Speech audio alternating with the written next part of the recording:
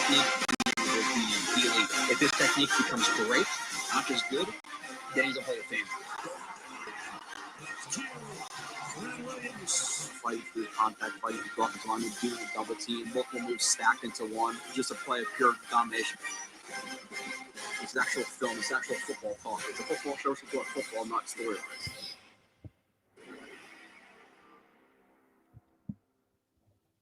And you are listening to another edition of Blewett Blitz Live. I see a bunch of people in here already.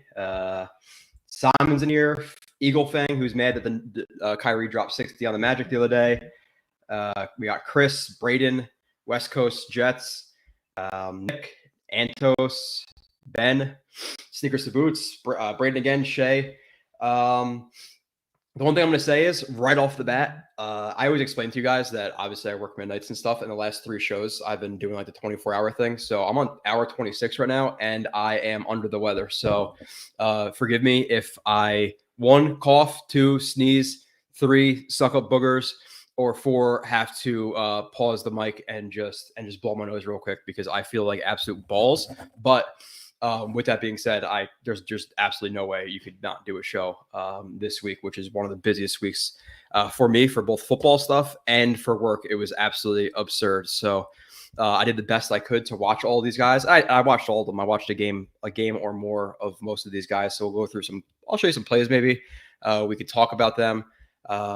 We can get into a lot of shit, obviously. But again, forgive me if I'm a little bit under the weather. So Jets text, yeah, what's up?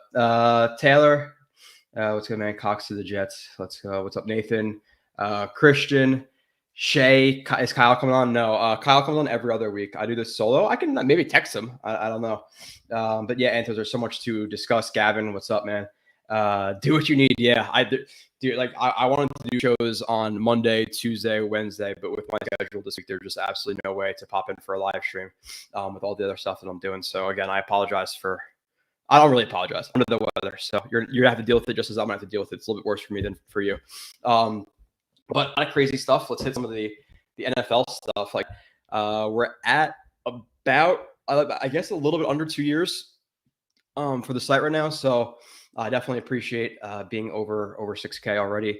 Hopefully we continue to build that. But huge week for the Jets. Huge week for the NFL. Wilson went to the Broncos, which I think happened before our last show. I'm not sure. Wentz to the Commanders. You have the Jags overpaying Jags. That's pretty much what they're doing.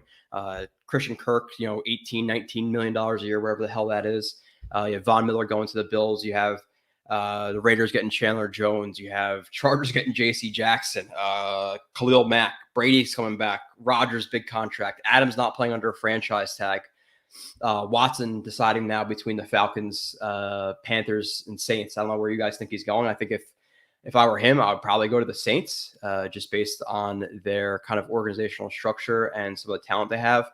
Panthers and Falcons, if they trade for him, if they trade 2 or 3 good players plus picks to get him, who else they have on their teams? Their teams are decimated right now. So I would go to the Saints if I was him. That's obviously an interesting scenario for just that division in general. They're all competing for the same guy pretty much. Robinson went to the Rams. That sucked. We'll talk about that. You have Mayfield requesting a trade, and the Browns not honoring that after they went and talked to another quarterback. You have Fletcher Cox who got cut. Like there is so much stuff to talk about. Duncan, feel better, dude. It's all good. It's like, again, people are kind of they bitch a lot. I just wanted to say it because literally you're gonna hear it. And I'm probably gonna lose my voice, but yeah, people are like a little bit tired. It's like, oh my god, like the time went back an hour. I'm so tired today. It's like, dude, it's gonna be like hour 28 by the end of this. Plus I don't feel good, so it is what it is. It's life. People are a lot worse, but I gotta talk to you guys. Yeah, tested. I'm not getting tested for nothing. Next, what's up, Joe and Jody and JB? I trust. Been waiting on the show all week. Appreciate that. Christian Kirk. Yeah, I'm going to sniffle the whole entire time. So that's going to suck. And I apologize for that, but it's going to keep coming. What's up, Jeremy? What's up? My source for trusted information, get tested. Joe, how are you not on the Jets payroll? Amazing content coming up here. Yeah, I have a shitload of reviews coming. I think I'm already like 19 deep on the draft guys. And then I'm already through who the Jets signed? 5 guys? 6 guys?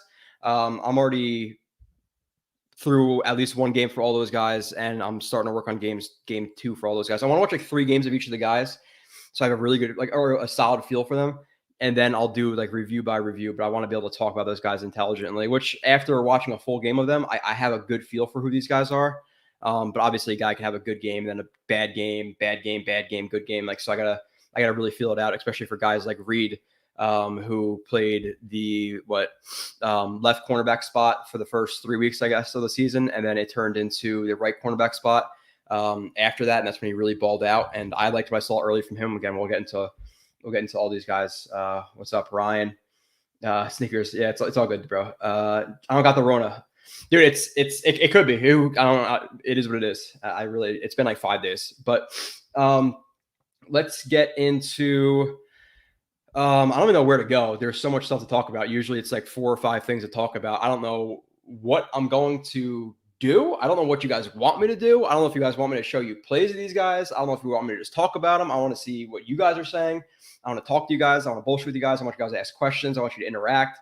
And we will really get into the nitty gritty because I'm sure you guys are hearing about these guys. And, it just is with the show. This is what I tried not to be with the show, but you're probably hearing about like their age, their stats, their highlights, very basic breakdowns of like, oh, look at this play, it's good, which is some of the stuff I put out on Twitter just for, it is what it is.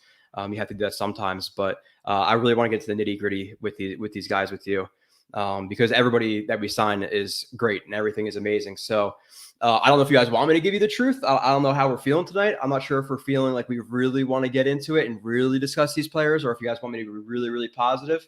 I don't know what you guys want. So talk about what free agency mean to. Yeah, we're getting into that too. Maybe I'll do like a mock draft at the end, and maybe I'll do some call-ins. I don't know, but that's the thing about doing like mock drafts. And I'm gonna pull up. Obviously, I'm gonna tell the truth. Yeah, tell the fucking truth. Yeah, I got you guys.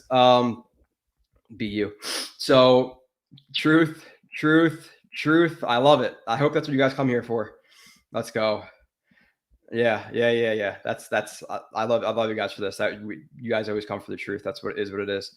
To be honest, with the truth, I really like what they did. There's some things that like there's some guys who people might have a little bit distorted perceptions of, but Jody did not overspend. It seems like every single person that he's signing is a high character guy. Like you could tell. With Tomlinson that he brought in, which is a huge add because the Jets, still needed that guard, and then he brings him in, and now the top of the draft is really, really opened up. Another big hole at tight end. A lot of Jets fans talked about 3 tight ends, whether it be a combination of 2 in the draft, 2 in free agency, 1 in the draft, 1 in free agency, whatever it was. We really wanted tight ends. I didn't think Uzama, which I'm pretty sure is how you pronounce his name, Uzama, wasn't an option. I thought the Bengals were going to sign him. They signed him for a good price, him for $8 million over guys like Evan Ingram for 10, or I think Ertz got like 10, 11, which I'd rather have Uzama because he's a little bit more of a blocker than Ertz.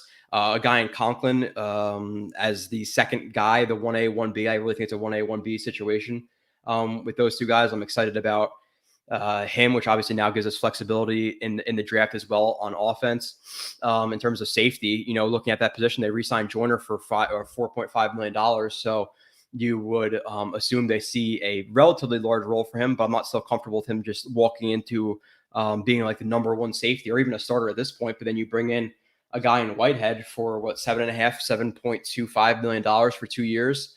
I think it might be 3 years, but like 2 guaranteed. I forget. I have all the contract numbers. I'll just go off the top of my head. But he fills obviously a massive need. And like I said, like again, I'm gonna be all over the place, but like a lot of these guys are leaders. Tomlinson, you see it. Like I'm sure we all do the same shit. They sign a guy, we go to YouTube, we watch the highlights, we watch the mic'd up. Like who doesn't do that? Like I'm not gonna just go in right away to the film. Like I get excited just like everybody else and I want to watch that shit. And like you see Tomlinson hyping up his guys. You see Uzama giving the pregame speeches, everybody talking about how much of a leader that dude is. You have guys like Reed. You see him talking on the field. He's a leader. You see how much Whitehead loves football and loves to hit guys and just absolutely has a burning passion for the game. So it's not only that the Jets aren't overspending for guys like Christian Kirk and whatever else the other teams are doing. They're also bringing guys who fit that culture that Joe Douglas and and Salah want to build. But I'm not bullshitting you guys, because I think a lot of people will say that. And I'm sure there's Jags fans out there who are trying to justify Christian Kirk's contract. But if that happened here, we'd be freaking out. I know Jets fans are too smart for that shit. So, but I'm so not bullshitting about these guys being those character leader type guys, and that could really flip around a locker room. You add a couple of those guys, and they mentor each other, and now you have a guy like Uzama mentoring Yeboah or whoever else, which a lot of people are way overhyped on Yeboah, but that just is what it is. I'm gonna hit the chat for a little bit, and I have notes of just a bunch of stuff that's been happening, and this is probably my busiest week, both in terms of work and this stuff going on right now. So it's been a little bit nutty, so I'm gonna do my best to not just ramble for 3 hours. I'm gonna try to get through my notes kind of in chronological order, but I'm really just gonna talk to you guys.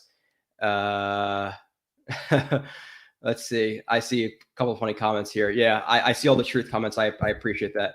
Let's start from Monday. Yeah, Shadow. I'm gonna hit it from the top. I just want to get through you guys. Carmelo, what's up, man? Appreciate you being in here. Yeah, nobody likes a liar. There's too many liars. Edward Ziff, tell the fucking truth. I will. Kevin Jackson, what's up, man? Dude, it is what it is. What am I going to skip the free agency live stream? Like, what am I crazy? You have people who are out here like doubling the numbers and stuff while during these free agency, like the first couple free agency days. I'm like 3 days late, so I got to do something. There's no way.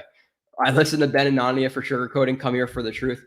Nania is pretty realistic, but he definitely tends to be more positive, which is fine. But he'll also give the negative too. But Nani likes to be positive. He admits that too.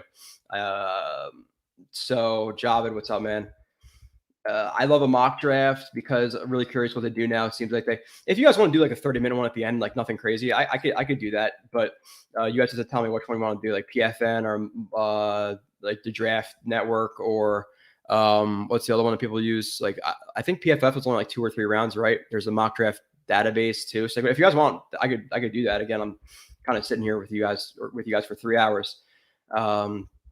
So yeah, Charles, it's honestly not a bad question. Like, makes you wonder whether KT fits into JD's character standards, because they're pretty high, and this is why like we talk about guys like KT. And again, like that whole thing is he's talented enough where if the Jets feel comfortable with it, take him. Like that's one that I'm not in that room. So I can't tell what they really think of him. Like if they think, okay, he just maybe a little cocky, but he's going to be fine. Like we're not worried about him holding out. We're not worried about his mentality. He his personality, maybe he's not the most appealing guy. Maybe he's not a guy you want to go and get a beer with, but he's going to be completely fine for our football team. Okay, draft him. But if they're like, I'm concerned, giving me some Jamal Adams vibes really early, then skip him. But that's what I'm kind of on the fence on, because I don't really know, because there are plenty of guys who are a little bit off or a little bit cocky who are playing fine football players and stick with their team for years and years and years, So it's a cop-out answer, but that is what it is. And do they look to pivot there? What's going to happen? Like Trayvon Walker, again, people get really attached to their – people are weird, dude. Like it just is what it is. Like people get really attached to their rankings when they first do them, and then after that, like they've really, really let the combine and senior ball like really affect their rankings. But like people are really, really strict to what they think. It's like, like Trayvon Walker, there's no way he can get picked in the top 5. Dude, Daniel Jeremiah is pretty plugged in, and there's people talking about him going at 3. So, if let's say Trayvon Walker goes at 3, Hutchinson goes at 1 or 2, they don't like KT. Who are you taking at 4 now? My next guy is Karlaftis. If we're not taking KT, are you taking Karlaftis at 4, or do you take a Sauce Gardner and then you have a stacked cornerback duo, which is it's not best in the league, but with Reed and Sauce, you'd be really, really comfortable. And Bryce Hall and some of those guys as backups would be absolutely fantastic, and a lot of them would see the field anyway with nickel situations and things like that. Do you take, again, a Karlaftis, who that might be a little bit high for him? Do you take a Kwanu, and people are talking about taking him and maybe trading Becton, which I'm not. I think that's honestly not really going to happen. But it's a really interesting situation, and this is why like this free agency has really addressed a lot of needs, and allow them to be super flexible. Like now to me, the top 3 needs that the Jets have are defensive end, wide receiver, at which listen, we'll talk about the Cooper thing a little bit. Allen Robinson, there's some guys out there who I wanted to make a move for because you guys know my opinion. If there was a couple of receivers who I was really, really comfortable with at 10, okay, cool with it. Wait for the draft. But unfortunately, that's not the case for me. And even if you are comfortable with a guy, what is the chance of these first-round picks really working out? Like 50-50 at best, let's be honest. And to me, this isn't a class that's overly strong at receivers. So now we're going to reach at 10, or do we maybe look to trade for a Lockett? Do we look to trade for Cooks? Do we look to bring in, I don't know, an Emmanuel Sanders or whoever, like a decent third guy, and then draft the Dotson or a Watson or Romeo Doubs later, or whoever your style is, like whoever you like in the second, third round, let them develop. Is linebacker now a realistic thing at 10? Because to me right now, and we'll talk about it a little bit with Douglas, liking the linebackers a little bit more than I think you should. You have receiver, D end, linebacker are like the priority needs right now. Like we can talk about D tackle. I get the D tackle thing, but unless they cut Rankins, you have Q, you have JFM, you have Rankins, you have Marshall. You have Shepard. So would I like to add another body there? Sure. But is it a primary need? No. Can I see them drafting one in rounds 2 and 3? Sure. But again, it's not primary to me. There are 3 primary needs now. So I'd like to fill another one of those, especially because that one of those primary needs is on offense, and that's going to equate to Zach Wilson having a successful year and putting him as much around him as you possibly can. And people are going to give you the 12 personnel arguments, which I get, but even when the Jets were like number 1 or number 2 in the league in 12 personnel at the beginning of the year last year, they were somewhere right around 40%.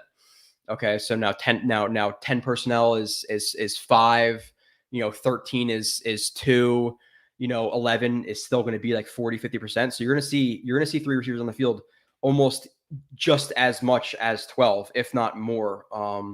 Even if you are one of the heaviest 12 personnel teams in the league. So with that being said, one, injuries, which we don't hope for. If somebody gets injured right now, who's coming in? Because right now it's let's just say Corey Davis gets injured. It's Barrios, Moore, and a rookie, and we're confident in that for Zach Wilson. Like that's good enough for him. To me, it's not. So I wanted to bring in a Cooper. I want to bring in a Cooks. I want to bring in a Lockett. I wanted to bring in a Robinson, who people we're kind of laughing about it, but like he got like $15-16 million a year, which was kind of almost an undersell for him considering what Kirk got. The Jaguars kind of fucked up the whole market, but I want that proven guy for Zach, because 1, is the guy going to work out who you draft? 2, is the guy who you want to draft going to be there? And 3, how quickly is he going to develop? There's a lot of questions, but just assuming that a big part of your offense is going to work out with a rookie. So I still want to bring a guy in who we'll get into it in a little bit. We can go through a little bit. The gap between last year and tight ends this year is so great. Yeah, and West Coast, and that's something I talked about. With last year, I was really disappointed. And like I'm primarily a defender of Joe Douglas for a lot of things. I like his process. Sometimes the results always don't work out in relation to the process, but not bringing a tight end last year or tight ends last year, you bring in Croft and Griffin as your primary guys when you have a rookie quarterback. Tight ends are best friend. You have a rookie OC, so you have 2 really young guys trying to mend together, and you're taking away both of their best friends. You're taking away tight ends from the Shanahan system. So I was really disappointed in their tight end handling, last year. And now for them to come out and grab these 2 guys, who again, we'll get into the weeds with these guys in a little bit. I'm ecstatic. Now we'll talk about can they draft a guy in the second round? I think that's probably a little bit too high. But 3rd, 4th round, do they pick up a Ruckert or a Dolchik or whatever the hell his name is, or again whoever you like? I think I already said Ruckert, but love to hear what you think the Jets front seven look like now. I'm not comfortable yet. No, you still need a D end. Go New York, and you still need a D tackle. And a lot of people wanted DJ Jones, but he signed for like $10 million a year. To me, that's too much. Like unless you're cutting Rankins, and even if you are cutting Rankins, okay, you bring in a $10 million D tackle. What is Foley going to kick outside? Or not Foley? Is JFM going to kick outside? And then who comes off or who goes to the bench now? Carl Lawson or the D end at 4'10"? We're all going to assume they're going to take a D end at 4'10" now, right? Unless they trade for Daniel Hunter, which to me, we're talking about injuries and neck problems, and like didn't he have some mental health stuff too? little bit sketchy on that. I'd rather just grab a guy, to be completely honest, at 4 or 10. Edward Zift. Yeah, that's a good point. I watch those interviews. I typically don't like to, but when you just sign a guy, you're going to watch his interviews. The dude could not stop smiling. Like, he's happy to be here. A lot of these guys are talking about the culture. A lot of guys are talking about Salah. A lot of these guys are talking about where the Jets are going. And like in the past, when you're paying CJ Mosley $17.5 million a year, you don't really believe that shit. But when it's coming from guys you're getting for relatively good contracts, like, it seems like they actually picked the Jets to a certain extent. It's not like, oh, well, the Jets offered Whitehead $11 million a year and everybody else is offering $8. So he came here and he's going to bullshit his way, through the press conference. Like, all these guys legitimately seem excited to be here and what the Jets are building.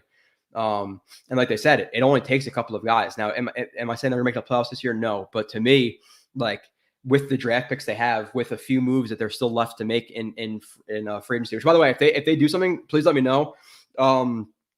If, excuse my French, but if you fuck with me and you put something in there that's fake, I'm just going to mute you or block you, because that's just how old are we here.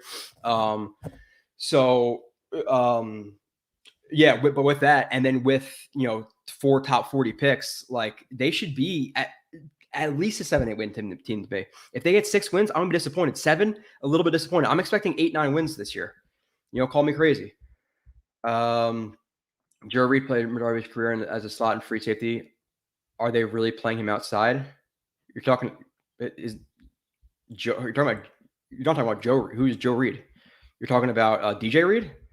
DJ Reed played like all outside last year, Joe. And I don't think he ever really played the slot. I think to me, unless you're seeing the numbers from somebody who doesn't have the right numbers, I don't know if you're assuming that, 'cause he's 5'9". He played outside for the Seahawks Seahawks all year last year. So just because he's short doesn't mean that he can't play outside. Like, people, again, how good is Jason Verrett on the outside? When he's healthy, he's real good, right? He's like 5'9", 5'10". How good is Jari Alexander? He's like probably top 5 corner in the NFL, right? He's 5'10". And the thing about Reed is he has like 31.5-inch arms, which is even more important than height to me. Like, I'd rather have long arms than height for a lot of positions. In a lot of positions, it's even more beneficial to have long arms and be kind of short. DNs with long arms who are short that's amazing. It's great. So Watson to the Falcons, Texans with the 8th pick. We might grab did that happen, or you just yeah, okay. I don't know if you're and still need depth at wide receiver. I don't want to watch any more practice squad. Yeah, no, I would be cool. Again, I was cool with Robinson. I was cool with Cooper. I was cool with a lot of guys. And it seems like per Connor Hughes, and he's been hitting a little bit this year. I'll give him some credit. He's saying that the Jets are looking to make a trade, and receivers were rumored. So, is there a guy that you guys are thinking of? Because to me, like, it's been rumored for Cooks. Okay, well, to me, you have a young team who's about to trade Watson, get a bunch of picks, who's rebuilding. Cooks is a 28-year-old wide receiver, is the best receiver on your team. You're trying to develop David Mills, who you think could be probably a legit quarterback at this point. You're not going to give up on him. He flashed in his rookie year just as much as the top quarterbacks did. So why are you trading Cooks?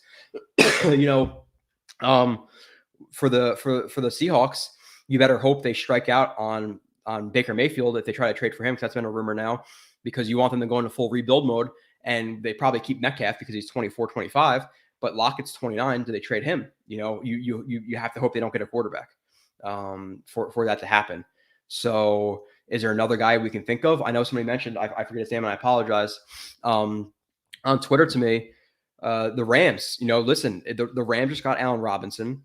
They have Cooper Kupp, which, by the way, he ran like a 4.6. So don't get again, people get obsessed with 40 times and all this shit. Cooper Kupp is a 4.6 high 4.5 guy.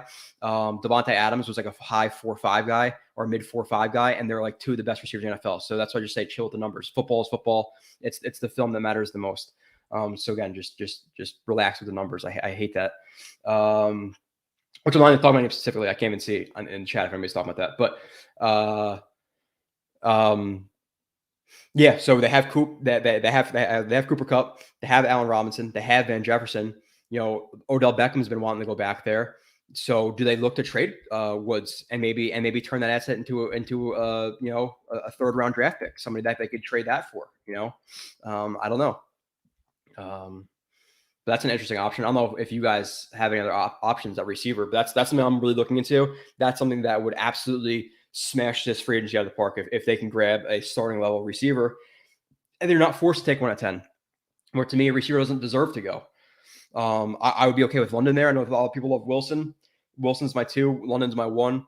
But I'm much more comfortable with the receiver at 35, 38, 69 than I am with 1 at 10. I think you're reaching a little bit there for need, which you never want to do. Take that D end, whoever falls to 10.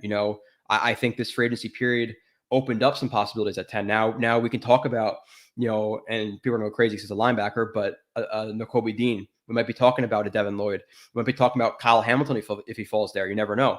And people act like I absolutely hate him. No, I don't. He's not generational, and he doesn't deserve to be the 4th pick. 10th pick, we're having a conversation. You're lining up, Whitehead and Hamilton. All right, I could see him at 10. He's like my 11th or 12th player on the board, so he'd be worth it. What's up, Afram? Sergeant Mike, Flash, bunch of you guys in here. 249, killing it. That's a high. Hopefully, we keep stacking them up. Back to moves. Are you a fireman? We're at. Well, my hometown is Highlands. I was a fireman there. I don't really do it anymore. Once I got involved in police, I just don't have time, dude. Like with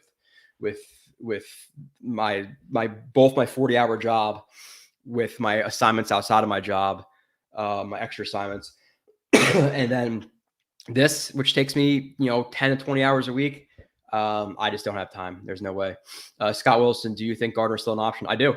Why not? If he's the best player on the board, are you listen, we all like Bryce Hall. I think he's a decent number 2. If you think Gardner is a lockdown number 1, a future lockdown number 1, you're not going to take him because we have Bryce Hall. Take BPA. If he's the best player on the board at a position, relative of need, which, again, I don't think Bryce Hall is going to stop me from taking him. Then we push some guys on the depth chart, which is what it is. It's going to be the problem. Like we've been bad for so long. We attach ourselves to guys, but we got to understand the next few years, guys, when we become a better team, some of these guys who we think are good to all right are going to get replaced by great players. That's how we have to do it. Feelings on Zadarius Smith, Swolsey, with a lot of these guys like Hunter, and with Zadarius, just go to the draft. Like there's guys at 4 and 10.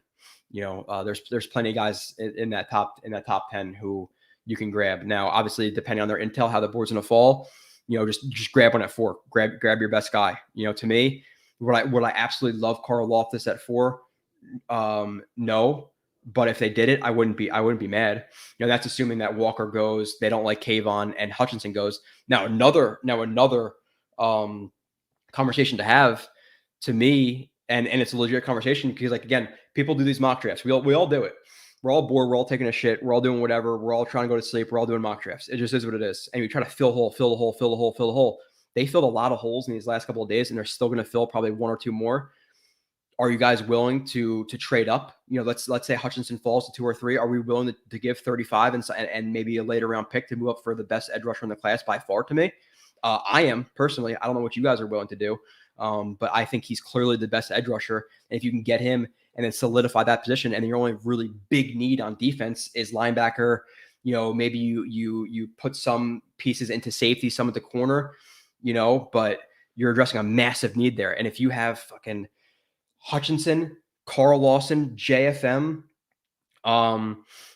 Q, Bryce Huff as a backup, Jonathan Marshall, if he develops and can live up to half of his RAS score, you got that guy Martin, who, dude, I'm gonna show you guys some plays of him. He moves like a fucking he glides. He moves so smoothly. But that's kind of my plan right now. I'm very, very down for a trade up to 2 or 3. Is DJ Reed a real cornerback 1? I think he could be. I think he needs. There needs to be more proof in the pudding. I think he needs to show out for a little bit longer before he proves to be a real corner 1. But like he brought up in his interview, and like Nania puts out, you guys know the numbers. He was up there in the top 10 in a lot of statistics in terms of like completion percentage against and forcing completions and pass deflections and all this stuff. Like, so if you trust the numbers, he was top 10. So is he in the top 32 of corners in the NFL right now? I think so. So I think he's a cornerback 1. Now, do you want a guy who's 6 foot, 6'1", 6'2"? Sure. But with that being said, I think he is. I think on a really good team, you grab Sauce at 4, and then you, the thing is with the Jets too, sorry, again, for the people who are in here late, I'm sick. I haven't apologized for the coughing, apologize for me sniffling and stuff, but it just is what it is. It's either that, you deal with it, or I don't do a show. So yeah, but the thing with Reed is he's a right cornerback. And he's going to play a lot of right cornerback. And he even said in his interview that the Jets told him he's going to play right cornerback. So you're going to have him, and then, you know, again, whoever's there, Hall, Sauce, you know, I don't know, kid from Clemson in the second round, or whoever we're talking about as the left cornerback. So in terms of like, is he a starting level corner? Yeah. Is he like a true number one Revis type? No, but let's see, Nick Chi, do you think Walker's will reach at 4? And so this is a great thing, which I hope for the subscribers, you guys see this, but some more call in after, Ryan Gallagher says. Yeah, I'll do some call-ins, sure. Help me out, because I'm going to lose my voice. It's 100% going to happen, and I'm going to have to like whisper into the mic. But do you think Walker's will reach at 4? So the great thing about these reviews is, and I'll show you guys, I have timestamps. So I'll say something like, Walker, I'm fine with him at 10. Like, dude, you hump the guy, you know, the combine, the underwear Olympics. The good thing is, I did that show before the combine, and I said I would consider him at 10. Did a combine jack him up to maybe the 4th pick? Yeah, you know, there's guys who are saying he can go 3. So if they were to take Walker at 4, again, let's say Hutchinson goes, they're not comfortable with Thibodeau. Walker is probably that next guy for me at 4. And I know the people in here, there's gonna be the Walker, there's gonna be the Jermaine Johnson guys. I've had that conversation with, you know, there's 270 people in here, at least 180 of you, and you guys know my feeling on that, and I don't really have to back it up, which I will. But yeah, Walker is a freak of nature. So PFF mock draft, yeah, I'll do it a little bit later. Kayvon and Dean in the draft, and we're set. Yeah, I have a man crush on Dean. So can we get a wide receiver at 10 now? I don't care if it takes a while for them to catch on, and we need playmakers, especially a wide receiver. I agree. They might have to force their hand, Aaron, if they don't grab that receiver pre-draft. What cap room do we have? I think they have about 10. Well, if they cut GVR, if they cut Rankins, like if they make a couple of moves, I think they're anywhere from like 10 to 15 right now in like spending room. Maybe like, let's just call it like 7 to 15. I'm not 100% sure, but a lot of these contracts are kind of like, they're lighter in their first year. So the Jets have some flexibility. Joe, what would you do with the current roster to free up more cap space? To me, it's cutting GVR. They cut Griffin. So GVR, maybe Rankins, depending if you can grab another guy, because I'm comfortable with Q, JFM, you know, a 3rd or 4th round draft pick, a D tackle. The D tackles are relatively deep in this draft. Grab one of those guys. Let Jonathan Marshall develop behind those guys. So I would say Sheldon Rankins, cut him, and cut GVR.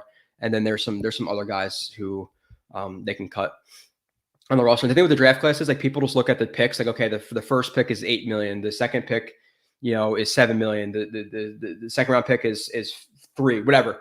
The thing is, they do the top 51 on the roster. So every time you take that salary in, let's say, okay, the first pick in the draft is going to be $7 million salary.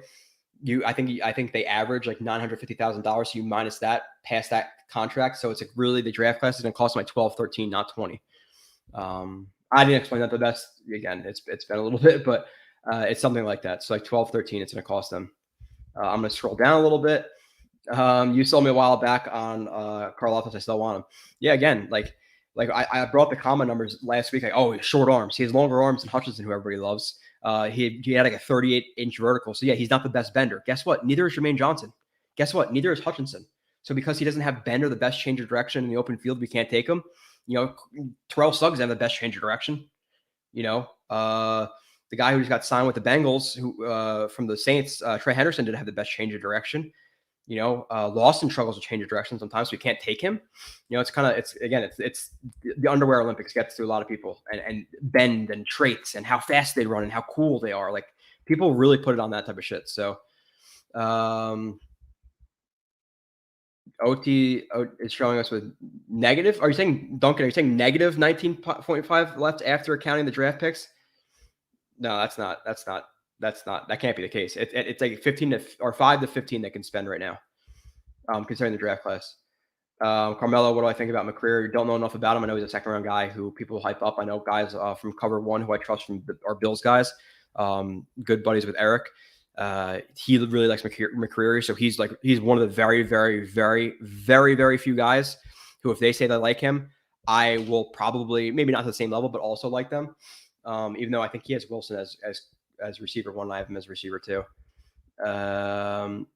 NY Jets, NY Yanks. Concerns about KT seem to be exactly what Saleh wants to avoid. Wants guys who love football, not guys who love what football can do for them. Yeah, and the thing is, like, I've heard some like conflicting reports of like he loves football. He just thinks a lot about his life after football too, which, you know, take it how you want it. Eli Apple's returning to Cincinnati 1 year. Okay, yeah, that's whatever. I don't want him anyway. Do you think JD would take Aquanu and trade Fant? No, I don't. I think Fant has enough tread left on his tires and proved out to be a good leader last year. You know, captain of the team. I don't think you just dump that guy. Like he was a top half of the league left tackle, who's been a great locker room guy. So you're not gonna get rid of him for a question mark and a rookie. And I love Aquanu, I do, but I don't think you just dump a guy who's been good for you, both on the field and off the field for a rookie. I don't think that was necessarily the right message. Jeremy, what's up, man? Appreciate you being here. If KT's there, we always find a reason to talk. Like I and I get that. Well, when's the last time we really talked about a great edge rusher? But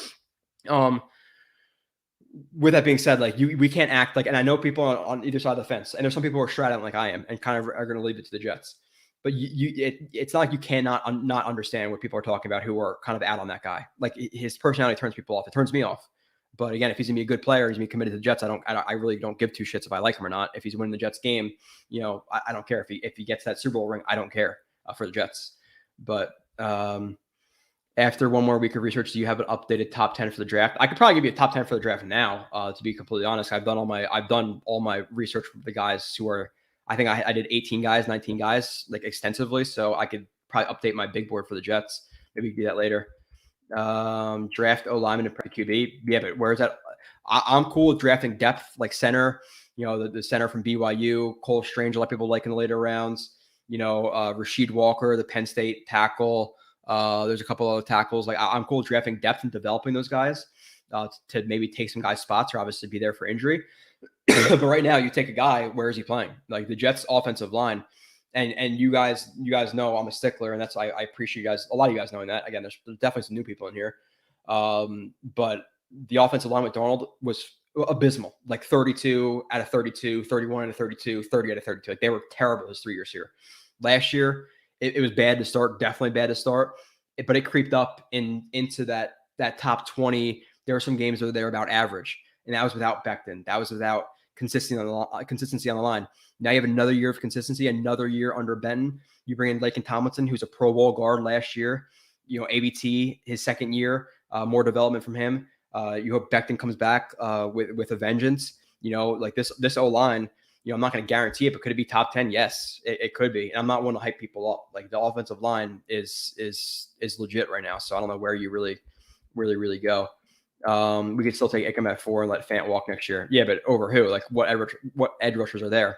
Because Fant's going to be what, 30, 31 years old. You could easily re-sign him and for the next 2-3 years and could be a tackle. Like it's not, or you're starting tackle. You know, guys like Andrew Whitworth playing to like 37, 38 years old. So, you know, is 31, 32 now too old for Fant, who has been playing? He's been relatively new to the position. I don't think so. Moving on. Yeah, Anthony Coleman, I know that. I was very disappointed. Especially for like 15, 16 million. I think they could have done it. Would you consider Hamilton at 4 now, Karloff at 10? No, I'm still taking Hamilton at 4. Edge rusher. I'd rather take Karloftis at 10 than Hamilton at or Karloftis at 4 than Hamilton at 4. Just to guarantee that edge rusher. Hamilton's not worth the 4th pick to me. There are better players there. Again, proofs in the pudding. If you guys want me to show plays, I'll show plays of why. Yeah, Flash. I saw that. I'm just trying to just want the best receiver. Yeah, I get it. 5 wide receiver rookie last year. Chase Waddle.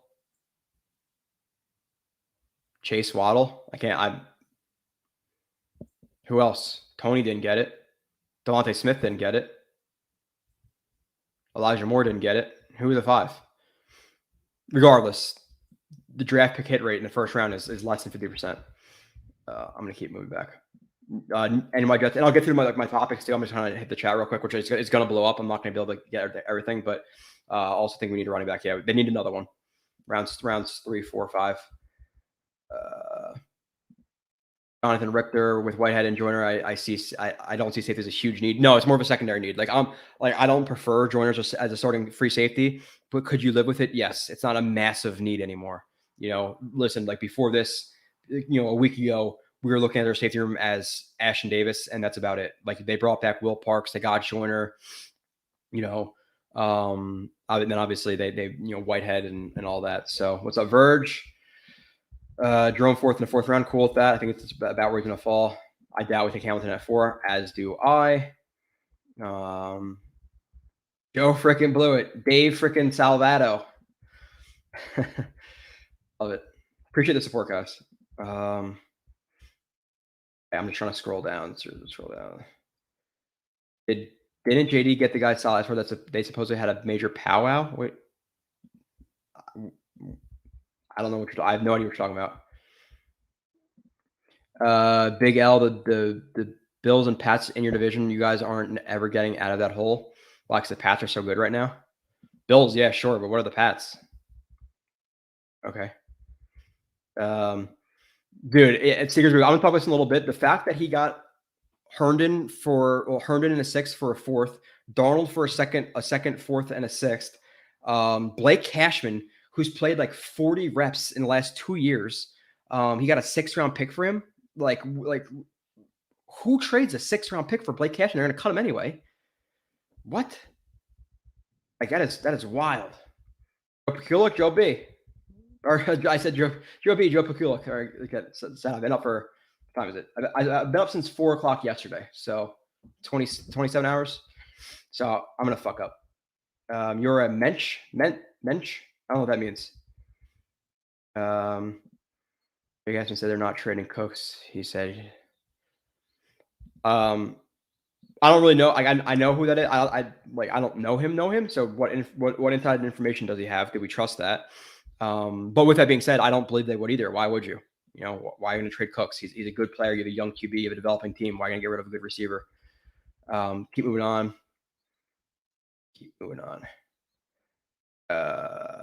Sorry guys, I can't hit everything. You guys are lighting up the chat right now. 312.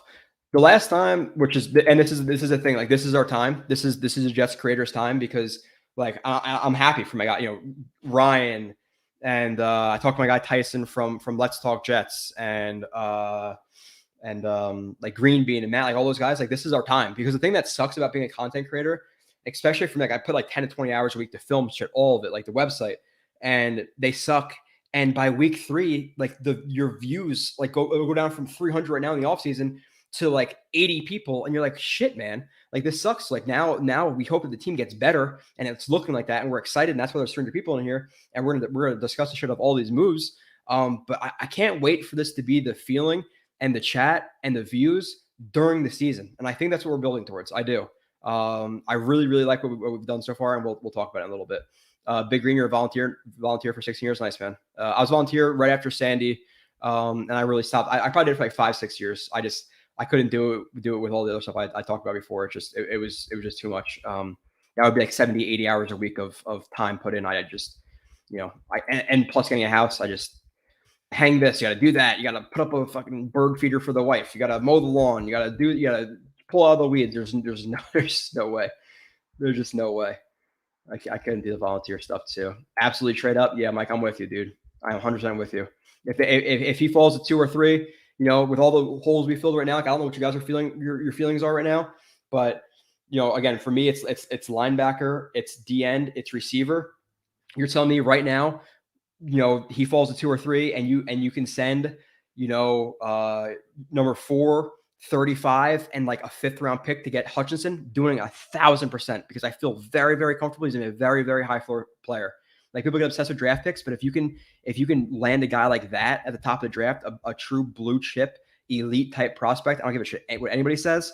I'm doing that all day, especially listen. And the thing about this too is that also frees up some cap space for the Jets too. You trade up a couple of picks, but I think the difference between trading 4 and 35 to get up to 2 or 3, you actually create some room there too. And again, you're getting like a guaranteed good guy. Like I have a lot more questions about Walker, Kayvon, Karlaftis, Jermaine Johnson at 4 or 10 than I do trading up for Hutchinson. And I'm willing to spend some capital to get these blue chip guys. Like we need some superstars. Like I get we're filling out a lot of the depth. Like listen, like it's not Uzama. I'm gonna I forget you said it's Uzama,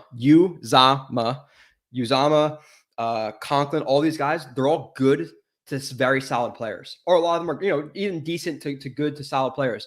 But we need some superstars. And if you can trade a second round pick for a superstar, again, what's the chance that pick at 35 really works out? Lil Ron Freeney, small chance. Sauce is definitely not slipping a 10. I doubt Hamilton does either, but I could see him more than Sauce. Praj gives top 5 pass rush 100%. People would not trade up. Hell yeah. Okay. Afram, what's up? Thoughts on? No, I don't think he's a starter for us, Mike G. I'll show some plays of these guys as I'm going through the list a little bit. He's really light in the pants in terms of like 242, 6'2", 6'3". He's not a guy you want consistently versus the run, and he struggled a little bit more in his career with the Texans as he got more playing time. He was expected to play the run, which I will watch. I watched more when he's like a pass rush specialist. But you play him for 30 reps a game, 40, 50%, and you put him on third down or second and longs, and you just let him unleash hell and just go after the quarterback. Wait until you see some plays of this guy. He is an elite mover. Like his burst is elite. And I'm not, not blowing smoke up your ass. We're going to watch in a little bit. Thoughts on a Danielle Hunter trade from Liam? To me, Liam, it's a little bit risky with the whole neck thing, or shoulder. Was it neck or shoulder? Neck, shoulder, somewhere around here. With the fact that he had some mental health stuff, or am I wrong? Was that Everson Griffin? I could be wrong, but I think it's just a neck thing for him. If the draft wasn't as top heavy with DNs, I would do it, but you have to clear some cap space to get him. And with the draft, I wouldn't do it. Steve, Hutchinson over everybody. Yeah. And that's the thing. NY Bully too, is like, I think Jacksonville, like getting Robinson, they just signed Sheriff, which by the way, like we're talking $17 million a year for him. Guy is consistently injured. Kirk, Zay Jones, he was on the waiver wire like mid-season, wasn't he? $10 million. Christian Kirk, who's like a good number 2 at best, 17 mil. Fado Kasi is probably gonna play 50% of the reps. I love him that he got his money, but 10 mil, like that's probably the best contract they gave out. But like, god damn.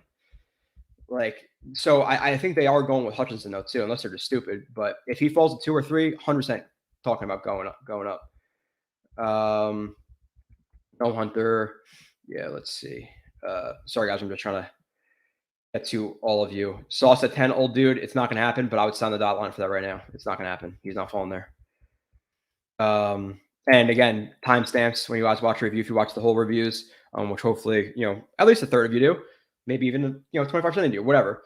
You'll see me in there talking like it is. I'll tell, like I always do it in things specifically for that reason. I'll be like, hey, review. It's February 17th right now. No combine yet. Sauce is a top 10 pick. And so then people are like, yo, you didn't think Sauce was a top 10 pick until he ran fast. I'm like, bullshit. I got stamps, bro. It's all about the stamps. Broken Glassman was the heist of the century. Yeah. And the thing is, like, he wasn't even good when he played. Like, people overrated him massively in college. I saw like PFF put out a number about him, like, oh, he never missed a tackle in college. Literally, like the second play I put him of him on in college, he missed a tackle. I was like, all right. So that's bullshit. Keep moving on. You guys are lighting it up. Blewett ASMR. Yeah, it's gonna get like that in a little bit. I'm gonna start whispering and rubbing the mic and shit, right? Do people like that? Like, I don't get it. I guess people like sounds, but that shit's kind of, it feels a little like overly sexual. Like people rubbing fucking sponges on your mic and stuff. It's just I don't know. Not that sexual, but if we trade for Hunter, what's the move at 4? Like 1000% Sauce. And I appreciate the super chat, NY Bully. Yeah, 1000% Sauce there, because at that point, no, you're not gonna take another edge rusher unless obviously like Hutchinson falls. But the next best player, like to me, it's pretty much my top 3 players in no specific order. It's Hutchinson, and then we're arguing over Gardner and Ekwonu. You're not going to take Ekwonu. You're not going to take, obviously Hutchinson's going to be gone. So at that point, you take BPA and it's Sauce. And again, you have him and Reed as your 2 starting corners. Like, we're talking. And don't give me the bullshit that corners don't matter in the system, because explain to me why. Because there's not really any system that they don't matter. Cover 1, cover 2, cover 3, cover 5, cover 7, cover 6. Tell me why they don't matter. I don't get it. So I get that prioritize the front 7 first, but it doesn't mean anything. J-Man, I would love Drake London at 10. We need a back shoulder corner and end zone threat. Yeah, I want to see what he runs in his 40. I'm hoping for over a 4.6, like 4.60. And again, they don't really matter as much as they should, but you don't want to run a 4.7. And the thing is, people they watch highlight tapes. A lot of his highlights are for him just catching balls deep, and they say, "Oh, we can't separate. He's not a good route runner." Bullshit. In terms of his technique of route running, he's not as laterally explosive, and he's not able to put the brakes on as quick as a guy like Wilson can, because Wilson's 6 foot. But in terms of the technical aspects of route running, he's the best route runner in the class. I'm not talking about him in terms of explosion out of routes. Different. I'm talking about different topics here. I'm talking about the technical side of route running. He is the best route runner, by far. And again, watch the reviews; they'll come out. Reassign LET and cut JVR. I'm down with that. OTC. Oh, okay. I think you said negative 19 before, Duncan. So 19 accounting for the draft too? No way. Is it really that high? It's hard with all these numbers coming in. Even if it's 15, dude, again, and I'm gonna go over some of the options, but Cooks is 14. Lockett, I don't know what he is, but you can fit one of those guys. You get a linebacker for a couple of $1 million, because the thing with linebacker, which we'll talk about, is even if you were comfortable with Quincy Williams, which to me, let's be real here. Come on. He's a backup level player, maybe a guy who could play some reps. It just is what it is. We want a good team. But even with that being said, in a base 4-3, who's your other starter? You're relying on Sherwood? You're relying on Hamza? They barely played. Sherwood tore his Achilles, right? And he was already unathletic for a linebacker. I don't care they played safety at Auburn. He was unathletic. I didn't like that pick at all. So I'm not relying on either one of those guys. If Hamza can develop into one, great. But 4-3, we're gonna have one other linebacker. We're strictly a 4-2. What if they run heavy personnel? All was not shut down. What games did you watch? I'm not sure who you're talking to with that one, but I said he was a decent number 2. So I don't know who. Maybe somebody else said that, but I definitely did not say he shut down. That is for sure. He's a decent number 2. He got beat up a little bit at the end of the year. Bucks game, he got beat up. Gabe Davis beat him up a little bit. He got missed deep on a touchdown with the Bills. He's a decent number 2. That's what he is. He's not lockdown number 1. That's for sure. So if a decent number 2 is gonna prohibit you from taking Sauce, who to me is easily the best corner in the draft, crazy. London or Wilson, I could if they did it at 10, I get it. I prefer London over Wilson. Wilson, he's very inconsistent. Some elite route running skills, some very, very bad and very inconsistent route running skills. He has a ridiculous athletic traits. He's very good lower body explosion. I did not compare him to Odell Beckham. He's not Odell Beckham. I compared Wilson's movement skills. Movement skills is a lot different than the whole player to Odell Beckham. How he moves, you could see that. So I really like his ceiling, but he's very raw in some aspects. Confidence in Lawson coming back. We need to stay healthy. Cam Akers give me some confidence. You can never be overly is he going to be 100% of Carl Lawson? Is 90% of Carl Lawson good enough? Is 85? I really like the signing, so I think he comes back healthy. He seems pretty dedicated to the craft. A lot of tight end sets from J-Man here. But even then again, that 40% range is number 1 in the league, the highest for 12 personnel. So you're still going to see plenty of 11. 11 is still always 30, 40, 50% of the show. At the Tilda prox. Okay. What time is it? Am I moving through? Okay. I'm about 20 minutes behind. I'm going to keep rolling through. Cowboys. Yeah, I saw that, man. He's a good player too. If they didn't bring in Tomlinson, I'll be looking to maybe move him to guard, because he can play guard too, if he'd accept that deal. But I'm just hoping he doesn't go to I'm sure he doesn't go. Or I'm hoping he doesn't go to the Dolphins. Have you watched any of Jameson Williams? I have not, because I don't think he's an option for the Jets in the first round. I think that's where he goes. But from what I've seen, I think he'd be my number one wide receiver. I'm not sure. Jameson Williams, disgusting. Yeah, he's really good. Easily top 10. Okay, sorry. Samak, no, they have more needs than that. Like we're talking linebacker, we're talking, Brisker, talking Dotson, depending on how the first round goes. Like there's guys I want over running backs. Running backs rounds 3 and 4, we're talking at 35, 38. It's basically a first round pick. I'm not doing it that early. Tuning in late. It's okay. We got plenty of time. Jets feel. I'm staying on till my voice goes. So we have way too much to talk about. Socrates, Joe, how do you feel about a trade up from 35 to grab either Dean or Linderbaum if they slide to 25? Linderbaum, probably not, because you have McGovern, and I don't think he falls that far. Dean, if he falls to 25 and you're trading up for 35, what's the price? Like, I'm not great with like the whatever the hell it's called, the chart. I would say probably like what, a fourth and a late round pick. Right? Like, can somebody look that up for me? What would that cost? If it's reasonable, yeah. Dean is. I'm obsessed with Dean. I love Dean's film. So if he was at 25, I want to trade up to get what to me is the best linebacker in the class and an elite talent. Yes, Jared, it's Drake London, pretty comfortably for me. I like Wilson too, but he's more role than people think he is. Yeah, West Coast zone man. He Sauce is the best player at 4. Sauce is the second best player in the draft to me. It's Hutchinson, then him. Kwanu at 3. Those are just in a vacuum. Sauce sure to be top selling. Yeah. Big hole at tight end. Haas, I mean, he sucks, and Blewett is king. All right, appreciate that. TKO, Steve. Big hole at tight end. I'm assuming you're saying we addressed the hole at tight end. I think they could still get another guy in the draft. I would like them to develop, but the hole at tight end was filled massively. So I'm really excited. But I appreciate the Blewett is king part. $20. Thanks, man. That means a lot. Those always help out for sure. Would Cox be a decent pickup? Hell yeah, dude. Joe Douglas knows him from when he was with the Eagles. Great in a 4.3. Now I know he had a little bit of a down year last year, but depends on the price. What are we talking? Are we talking? I hate doing numbers, especially when I'm fucking tired. Like 12 mil, 13. Am I crazy? Is that too high? Tell me if I'm crazy. I don't know. 10. I would say 10 to 12, 13, 14, maybe even more. No, it's probably more than that. Let's say 14 to 15 million. I don't know about that. Jets fuel. We play 6% zone and 40% man coverage. I think we go corner later than the first and double dip at edge. Yeah, then where are you playing that other guy? Like you have plenty of guys on the edge who we grab it. Like, where is that double dip? Where is he going?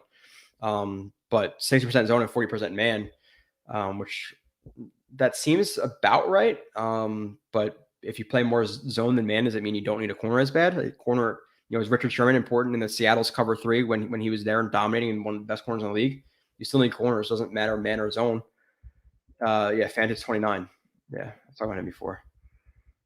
Tony G, I can see a double dip at D line and receiver. Yeah, I could see D line in terms of DN, D tackle for sure. I think it's going to happen. I can almost guarantee it's going to happen in some way, free agency or the draft right now, or when the draft comes up. And receiver, you could see guy at 10, 35, 38. And then, whoever people like in the later rounds, Zukuma, whatever his name is, Kyle Phillips, people like, maybe like, I don't know, whoever else we're all talking about. St. Brown's for Lions 5th round pick. I'm around St. Brown. I'm not sure what you're talking about there. He had a good. Oh, yes. He's a 5th. Okay. What do you think about the linebacker we signed for 3 years? What linebacker did we sign for 3 years? Did we sign a linebacker for 3 years? We're talking about the end. You're talking about Martin, Jacob Martin, who's Josh Martin's brother. If you guys remember Josh Martin, $5 million is a lot to just rush the passer, but dude, the guy has elite bend. He has elite burst. He has elite fluidity. He has a really good cross chop. He has a really good lateral burst. Like, if you just let him pass rush, I'm confident he has some sacks for this team, especially in attacking front. I'm pretty confident that'll be good. Thanks, Fresh. new name. I'm like sick and feel like balls, but hey, I don't know. Thanks, man. I'm still dead at 4, dude. Like, if he gets through the preseason, is that worth a 6th-round pick for them? Like, I don't know. Moving on. Ravens signing Michael Pierce, the D tackle back. He was with them last year, right? He's a little bit heavy for the scheme. You want a guy who's a run stuffer, but not necessarily just going to be a 340-pound plugger. You want a guy who's a run stuffer, but who can still penetrate a little bit on rush downs, pass rush downs. So, okay. David Hutchinson is the only. Okay, I don't know. Uzama. Uzama. That's how it is, right? Uzama. It's not Uza. It's Uzama. Uzama. Yeah, Uzama. That's gonna screw me up. But when I listened to him getting announced, like the highlight stuff, like all the announcers were saying Uzama. It's not Uzama. So unless they're all fucking it up, but that could be true. After the combine, how do you view Burks at 10? Not only after the combine, before the combine, I had nothing to do with the guy at 10. I don't care if he blew up the combine. He was schemed open a lot. He took plays off to me when he wasn't the primary read. Guys like Wilson, guys like London didn't do that.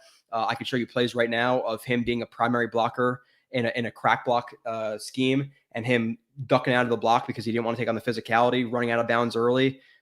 Schemed open route, severely limited route tree. He's all projection. So absolutely not. I would be pissed with him at 10. Pissed. So no way. But again, the highlight films, it's nice. He looks cool, right? Highlight films. But what was he doing the other 60 reps in the game?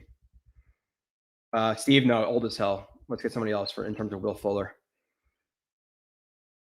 Okay. Let's see here.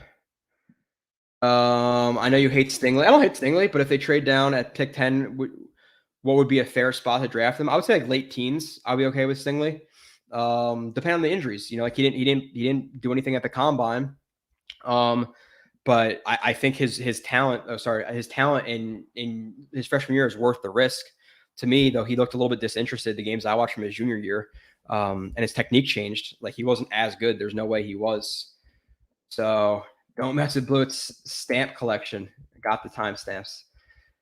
Joe, Daniel Hunter for a 3rd and a 4th. We can fit him with simple restructure, make him the cap hits 13 to 14 mil the next 2 years. Then Sauce at 4, Jordan Davis at 10. Okay, so let's say that happens. Let's just say hypothetically they trade for Daniel Hunter. They can make it work. Sauce at 4, great. Jordan Davis at 10. Dude, like I get the love for that guy, but then JFM and Q, how are they going to play?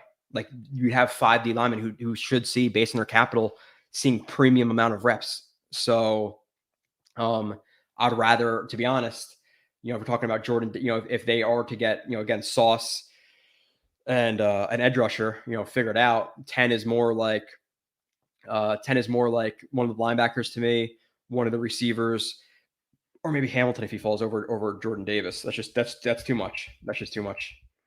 Number 1 is more. Yeah.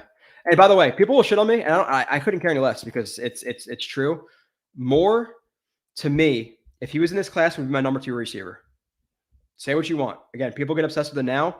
I loved Elijah Moore coming out of that draft. Loved him. And people thought he should have been a pick in the early 20s, right? Again, you guys are here for my opinion, or my honest opinion. He should have been picked in the early 20s.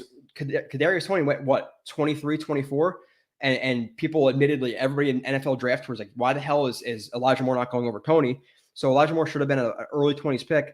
But because Garrett Wilson always goes to the new sexy thing, Elijah Moore wasn't a good player at Ole Miss. Like, he's receiver 2 in this class to me. Say what you want. That's my opinion. And I like his film a lot. And I did the review with Marcus Coleman, who played in the NFL, and he was extremely impressed with Moore too. So should we go for Logan Ryan? I'm not really down for it, Jets gang, just because we already have a slot in MC2, and Logan Ryan's getting a little old. I rather, like, to me, with this, my philosophy is get the vets on offense, get the guys to develop behind them, or obviously a nice mix of vets and youth. But with that being said, but with that, the defense can be young. We can fail young in the defense. We're not, we want to compete this year. We're not going to the Super Bowl. So let the guys like MC2, Guidry learn. Why is Logan Ryan at 30, 31? Who's dropping, gonna eat up a spot. I'm not really down for that. Okay. Kev Chada, Connor proposed trading down to the Giants at 5 so they can get Neal or Aquanu. What can you get from a one spot trade down? I don't know, like a second round pick, maybe something like that. Always a great show. Hit the likes, people. Appreciate that, Mike. Just throwing a $10 super chat to remind the people to hit the like button. Thank you a ton for that. See, somebody said before that the cap was like 19. Spot track is saying at 7. So let's split the difference. It's at 14. They could fit. Now you cut GVR 17. Like why is GVR still on the team? Draft the guy. Jets today. What's up, man? Go check out his channel. Greetings, Jets fans, and good evening to you, Joe Blewett. Make sure you go check him out. I know he's been doing a lot of stuff. I've been seeing a lot of stuff on Twitter, doing streams all the time. Make sure you go support all the other content creators for sure. Moving on. Let's see. 15 rep cat. Did I say 40? Okay, damn. I cannot get to the bottom of this chat. I'm trying, guys. Trent Williams groomed him. Yeah, dude. There were some plays too where they were next to that. It was really fun to watch. I'm late also. Simon, you were in the chat before you were in the chat before the show even started. What the hell? What happened, man? Why does everyone hate Traylon Burks? He embarrassed high competition in the SEC. He didn't though. Like a lot of his stuff was schemed open. He was schemed open. He doesn't run a lot of routes. The effort is questionable. It just is. There's plays where he runs out of bounds where Drake London or Garrett Wilson will be fighting for an extra 2-3 yards. I have evidence of him not blocking guys, when he knows he's involved in the running play. So you're looking at squarely projection. Wilson at least showed some route running ability and some elite athleticism. You have London, who is big, 6'3" and a half, whatever he is, wingspan, massive, contested catch guy, route runner. Like Burks didn't prove a lot. Again, he embarrassed high competition, but it was more design stuff. Like, do we give guys credits for just running in a straight line? Like, how many tackles is he breaking? I don't know. Dean is a piss missile. Yes. Yeah. Dean is awesome. People are asking me about some of the signings. Let me get to that. I'm trying to get through all of this and I can start going. NSF9. I didn't start, but again, the problem is like people have like a 3rd round guy. He ran fast. So now he's a 1st round pick. And unless you didn't watch him and then the combine made your hair stand up and say, oh shit, okay, maybe he's a guy I should look at, and then you liked him as a 2nd round guy, sure, but should a combine move a guy up a whole extra round or two? No, not to me. Again, people are obsessed with numbers. So to be the man, you got to beat him. Okay, I am just trying to get through. Almost there. I'm almost caught up with you guys. Lagging, but I'm just okay. I see this. Hey Joe, what about Daniel Hunter? I just talked about this. I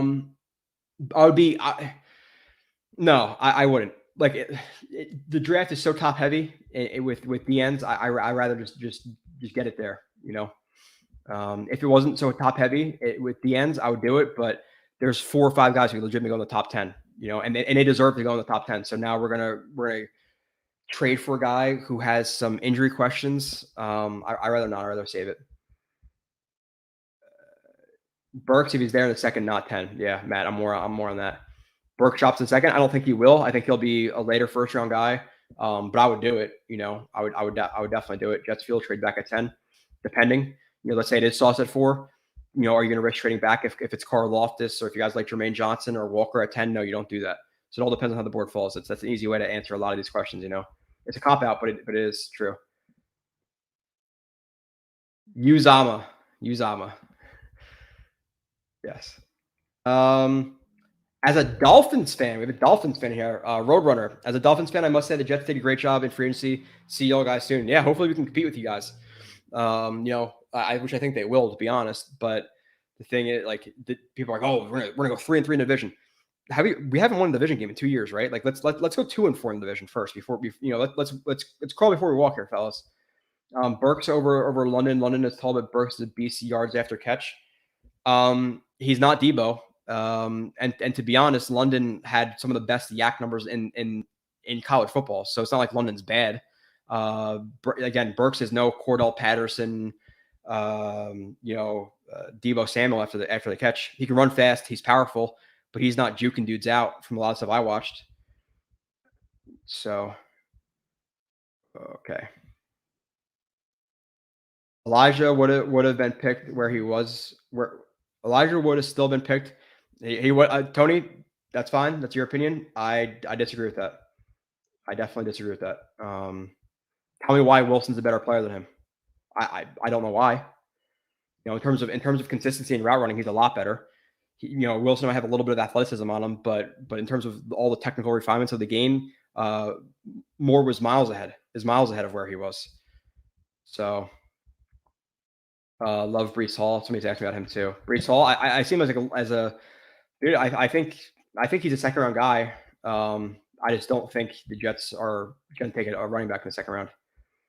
Happy St. Patty's Day. Yeah, we got a parade in my town on Saturday. Got to work that. Jordan Davis is my hot take. We would cut Rankins in this scenario. Would likely take the wide receiver unless I'm convinced or not. Yeah, I don't see Jordan Davis in the top 10. Not for the Jets. JC, I'm late to the convo, but would love to hear your take on how to enhance a running back room. Third or fourth round, fifth round. Hit it there. There's some free agency. I'm not sure who's McKissick got signed, right? Mostert got signed. I don't think they have really. I would like to see a move at receiver. Maybe depth tackle, linebacker before running back. So I think it's a draft position. You're looking at guys like Pierce and Algier, Jerome Ford, Brian Robinson. There's a lot of guys like that fourth, fifth round in bunches. And then you pair them with Michael Carter, with Tevin Coleman. I think that's fine. White is another guy who people like a lot, like third, fourth round. Don't worry, Joey McKissic's coming eventually. Yeah, I'm trying. 6'7" London. He's 6'3.5". 6'3.5". I'm bigger than Dean. Are you? You're 6 foot 220, 225, probably like 7%, 88, probably not 7%, 9% body fat. I doubt it. NY Jets super fan. I doubt it. How tall was Jonathan Vilman? Google it. He's pretty good, right? Thoughts on Robert Quinn instead of Hunter? I've been out now in Chicago after they bargained bin Mac, only 14 million hit. No, it's too much. Like you just brought in Martin, who's like that pass rush specialist. There's guys at 4 and 10.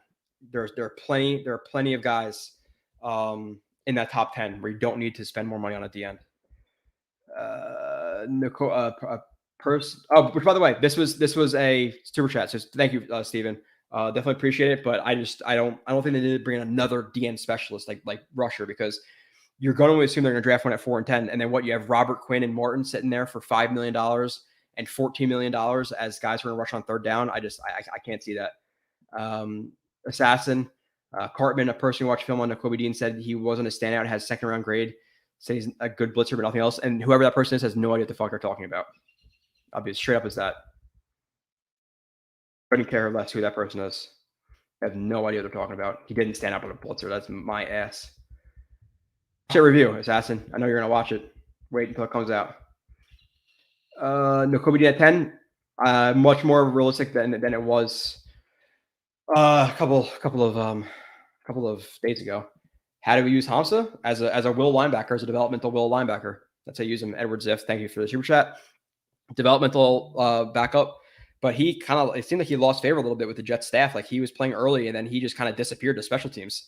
So he's a guy converting from safety. He was already a raw safety at FSU, and now he is transitioning to NFL linebacker. Stuff's happening a lot quicker. Think about it. You're 15, 20 yards deep. You have to process the run a lot quicker than if you're 5 yards deep. So, Joe, there's 350 people in the chat. You'll collapse and die before you reach the end. You underestimate me, Brian. You underestimate me. Sick, no sleep, don't matter. I will get there. I'll skip some of it. I got to. But super chat automatically at 10. Jets were really in on Mike Williams. I think if Drake tests, hold on, I'm going to read slower words. Jets were really in on Mike Williams. I think if Drake tests to what his tape shows, he's a pick at 10. Him and Kayvon would be a home run. Yeah, I could definitely convince myself of Drake London at 10. Again, people are infatuated with speed, but if he's a guy who's a good route runner, who's good at contested catches, who's a good yak guy, who's a very willing blocker, he fits the system. Like, you don't need to be a 4-3 guy to make an impact in the league. Like, compare him to Mike Williams all you want. Mike Williams just got $20 million. Would you guys like to have Mike Williams on the team right now? Would he fit? If I can guarantee that Drake London is Mike Williams right now, are we taking him? I can't do that, obviously, but like, let's stop with just like, again, Justin Ross was fucking fast, wasn't he? Like, should we take him? What about who's the guy that the Raiders took? Bay, Darius Hayward Bay, is that his name? Like, what are we all what's that guy? Al, whatever his name is, the owner of the Raiders? Is that how we all are now? Like, we fall in love with the numbers? Come on. We're better than that. I know you guys are better than that. At least my viewers are better than that. Have to be. Enough with the numbers. Enough with the numbers, enough with the highlight films. 3-4 minutes is you know nothing about a player. Go look up what's his name? Jalen Marshall or Greg Dortch. Look at their highlight films. You think they're great. They sucked. They are terrible. Joe Ferrero, without getting into like details about every single one, it is Hutchinson, Thibodeau, considering everything, just film, Thibodeau. I would probably say Karlaftis 3, even though I see Walker as much more likely as the higher pick. So them like kind of 3A, 3B, and then Johnson's my 5th. Just here for the Dean love. You're gonna get plenty of it. I will gush for that guy all day. So, okay, moving on. Muma, I don't think Muma's slipping that low. I've seen him like in the second round.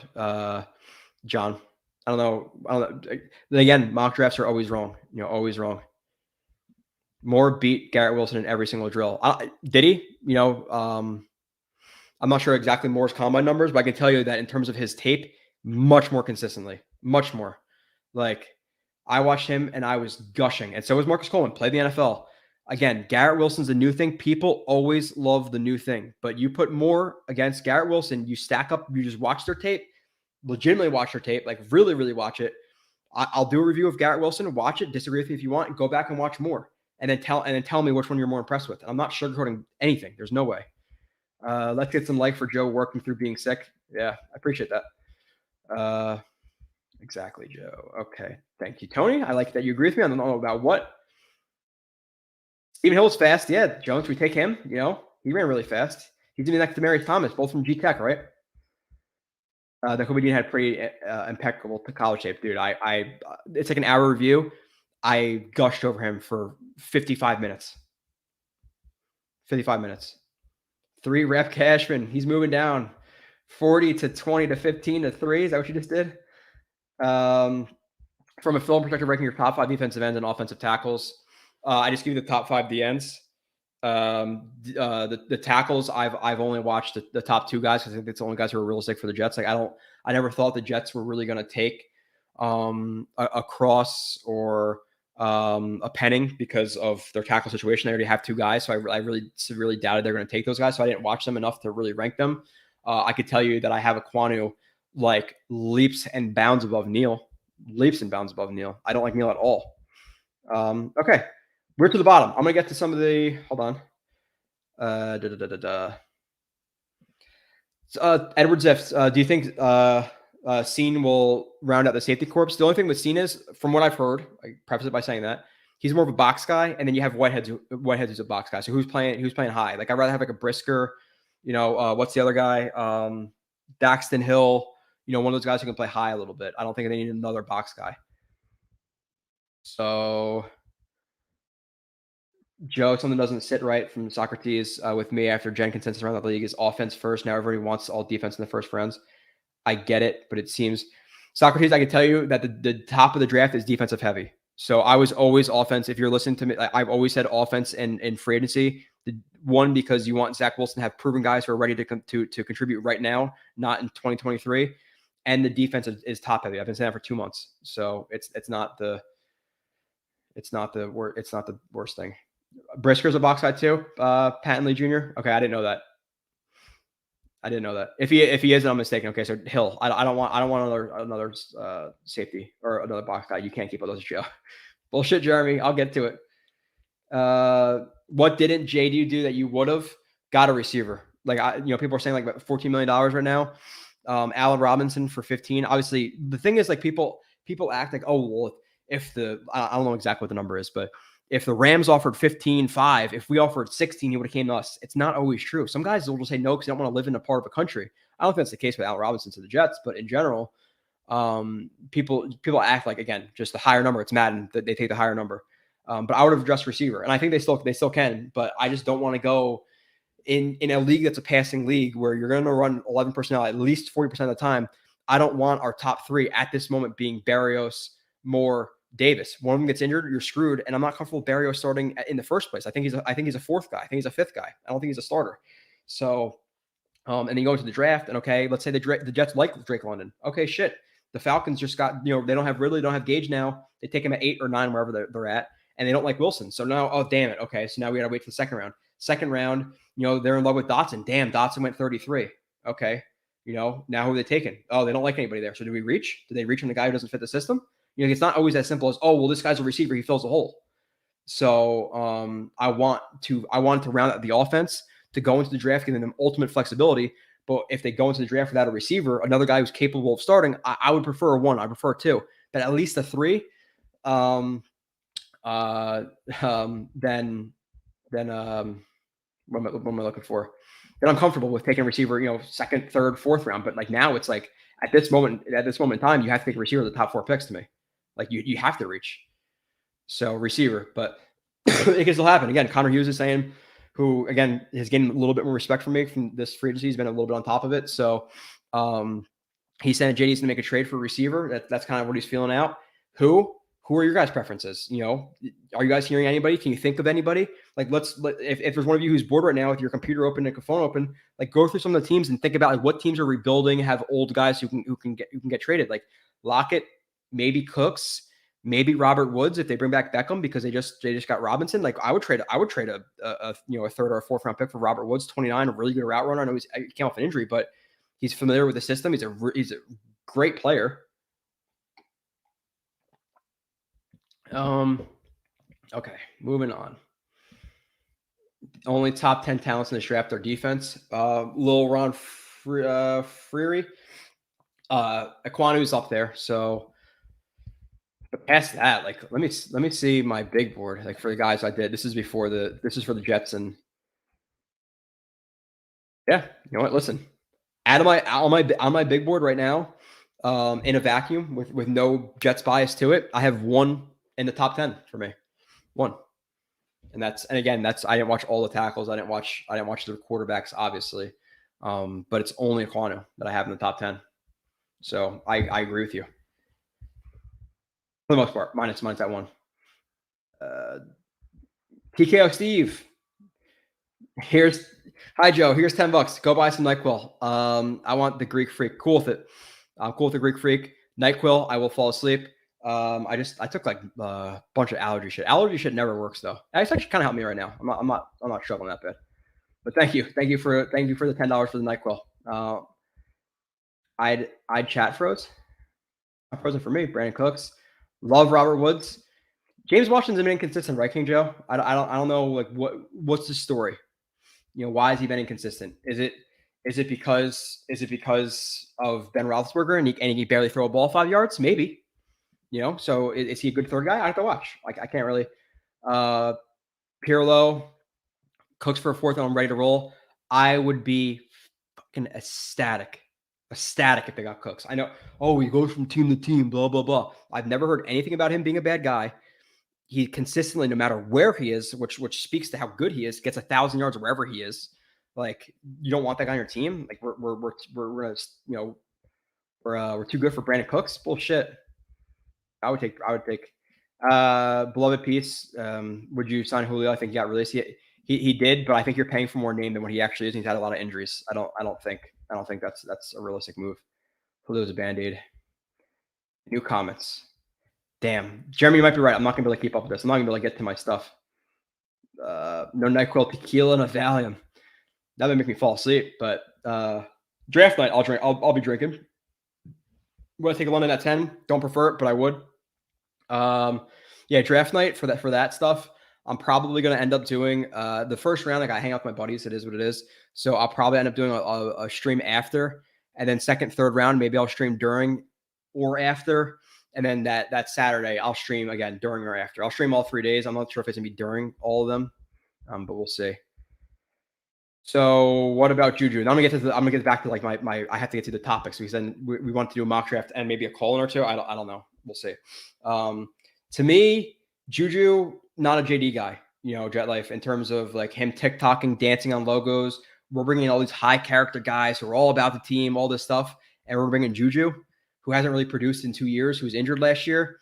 I don't think it's a JD guy. I don't. I think if he chilled on some of his antics, we could talk about it. Joe, I'm gonna go over this in a little bit. Do we sign Robertson at receiver? Robertson. Who are you thinking of, Harry? I'm Robertson from the Chiefs. I'm not sure what we're talking about. V-Man, on a scale from 1 to 10, how much would you love the scenario? Belichick is about to retire and is 1 game shy of all-time wins. Final game. That would be fantastic, V-Man. But the problem is he would just come back the next year. Like he's way too stubborn. I don't care if he was coaching from a hospital bed. He would come back. There's no way. But yeah, sure. If we sent him off with let's just say a loss in his last game, that'd be great. I wish we could have done it Brady, but whoever that safety was blew a cover too. That sucked. Burks or Watson top round 2. Burks is round 2. I'm cool with, but okay. Carlos Santana. Okay, so Sauce at 4. Yes, Kyle Rice. Sammy Watkins, not a bad option, but he's injured, right? So the thing is, I think so. It's an interesting dilemma with these two guys. I'll go through it quickly. Dean is a better inside blitzer. He's better in coverage. He's a better like he's a smoother athlete. He's more instinctive. He's smarter to me, but he's definitely like a stand-up guy who could blitz inside. Lloyd is a little bit more long man coverage versus tight ends. He's gonna be better because he's bigger. Obviously Dean's not gonna be able to match up like a guy versus Gronkowski, and Lloyd is a little bit more versatile, where you could legitimately line him up as an edge rusher, and he could rush the passer. Like there are reps that I put out there of him like having legitimate pass rush moves, not just like some bullshit like, oh, there's a stunt and he uses speed to go around. I'm talking about like foot cadence, cornering, keeping himself clean, stacking moves. Like it looked pretty good. So he's versatile. But the thing is, with the Jets defense, they're a little bit more like base and a little bit more kind of vanilla. Like they said before, they're a little more simple. They just let guys, kind of do what they do. I think Lloyd is more of a fit for a like a Belichick scheme, a Ravens scheme, a guy who's going to put him in crazy exit angles and sugar the A gap and all stuff. I think Dean is the better fit for the Jets because he just fits what they do better. But with that being said, Saleh likes kind of freaky guys, the Wagners, Tremaine Edmonds. So I think the body type of Lloyd fits better. But in terms of the actual usage of the guy, I think Dean fits better for the Jets. And I like Dean's tape a decent amount more. So yeah, Delgado, that's legit. But so can Dean. Don't mistake that. Lloyd, yeah, that's the best comparison. You're never going to see Parsons because Parsons legitimately almost won Defensive Player of the Year in his rookie year, but he's like a discount version of Lloyd. Like they play. That's the type of guy you're looking at. The R, love your content. Appreciate that. Thank you for the super chat as well. What do you think about picking a wide receiver? Picking up a wide receiver at 10. So we talk about this a lot. People are obviously bouncing in and out. I don't love it. I don't think any of the receivers are truly worth 10. But to be short about it, and I don't want to be overly short about it because you sent me the super chat. Again, I don't think they're worth it. But to me, you need to surround Zach Wilson. So if it's going to cost you a reach to do it, you do it. I take London. I could reason with taking Wilson. 2 different players. I don't love Wilson. I definitely like London more. But that's kind of my problem with not grabbing one in free agency or a trade because I want to go into the draft with ultimate flexibility, but at the same time, you got to cheat a little bit and help Zach. So we're short, but that's kind of, it's okay. Cox would be sweet. Phil wants Cox, as do I. Depends on the money, obviously. Beloved Pete's, maybe the Jets double dip at receivers in draft. I really don't want to take a receiver. Yeah, I'm cool. I'm with you. Blow the piece. Like you're telling me, like Dotson at 35 and Kyle Phillips or one of these guys, like round 4 or 5, whatever. I'm much cooler with that than getting a guy at 10. They don't. There's no guy who deserves to be there at 10. Just because he's the best receiver in the draft doesn't mean he deserves to be there or deserves to be taken. Devontae Adams to Vegas. Adams got traded to Vegas. Did he really? Wow. For what? For what though? That's wild. And Rodgers is staying there, and now he doesn't have like his best friend. What'd they get? Who did the Raiders don't really have any receivers that they can get rid of. Dude, that fucking division, man. Holy shit. JC Jackson. They just got, the Chargers got Khalil Mack too. Chandler Jones. What? 2 prime picks. What's up, Jets Mess? That's crazy, man. Deal is getting finalized, but no details yet. Dude, that is wild. That division is one of the best divisions I've ever seen in terms of just names. That is crazy. Yeah, what is Rodgers going to do now? Like Rodgers was just all pissed off about them not surrounding him and taking Jordan Love and stuff. Now they traded his best receiver away because he didn't want to play under the franchise tag. Wow. Antonio, is OBJ coming to the Jets? Since, to be honest, like I don't think he's like a solid guy or a JD guy. But with that being said, if he was healthy, I would consider it. But he's gonna be like he's gonna start ramping up in like September, October, and like play in November. Do we want a guy who's gonna be playing midway through the season? We need a guy now. So that's crazy. I'm gonna run through some of these guys though a little bit. Sorry. Okay. Yeah, so the Jets started off second most in cap space at 48 mil, not including cuts. Draft class is about 13 million. I put that in there. Blake and Tomlinson, the first signing, 3 years, 27 guaranteed, 40 total or 40 total, 42 max though with incentives. The dude missed 1 game in his career, so he's super healthy. And it's just because he got traded. I think he got traded from the Lions to the 49ers. So he was learning the system, so he didn't play that game. And for me, like watching him initially, let's see what some of the stuff I wrote on him. Let me just minimize this real quick. I'm organizing my screen a little bit. I'm not going to read off all the strengths and weaknesses, but overall, like a good leverage, lower body power, core strength, anchor, defines gap, short air explosion, hands on guard. I don't want to go through all the shit. You guys can read it when I put it out. But overall, really good run blocker, nasty, durable, good understanding of the zone blocking system that we're obviously going to be, same system that San Fran's running, maybe a little bit of differences, but mostly the same. Was kind of brought up under Benton with his rise. So you're looking at what I think is a really good run blocker, a nasty guy. Again, we go through the strengths and weaknesses a little bit. There's some pass pro stuff. He can lean a little bit. He can shoot his hands too early. Like there are some problems with his pass protection. I think his pass protection is decent. Run blocking, good at picking up stunts. 30 years old. He could be good for another, plenty of years, relatively healthy. I don't think he's like an elite athlete. I think he's pretty average athlete. But overall, I really, really like the move of him. Let's see if I can I don't know specifically. Let me hide the current comment. I don't know if let's just pull up some. I don't know if I'm going to pull up anything great right now. And so I'm going to let me organize this a little bit. I'm going to pull you guys up on my phone so I can see some comments that are going on. While I pull some of these plays up, but I'll pull some plays up so you guys can see.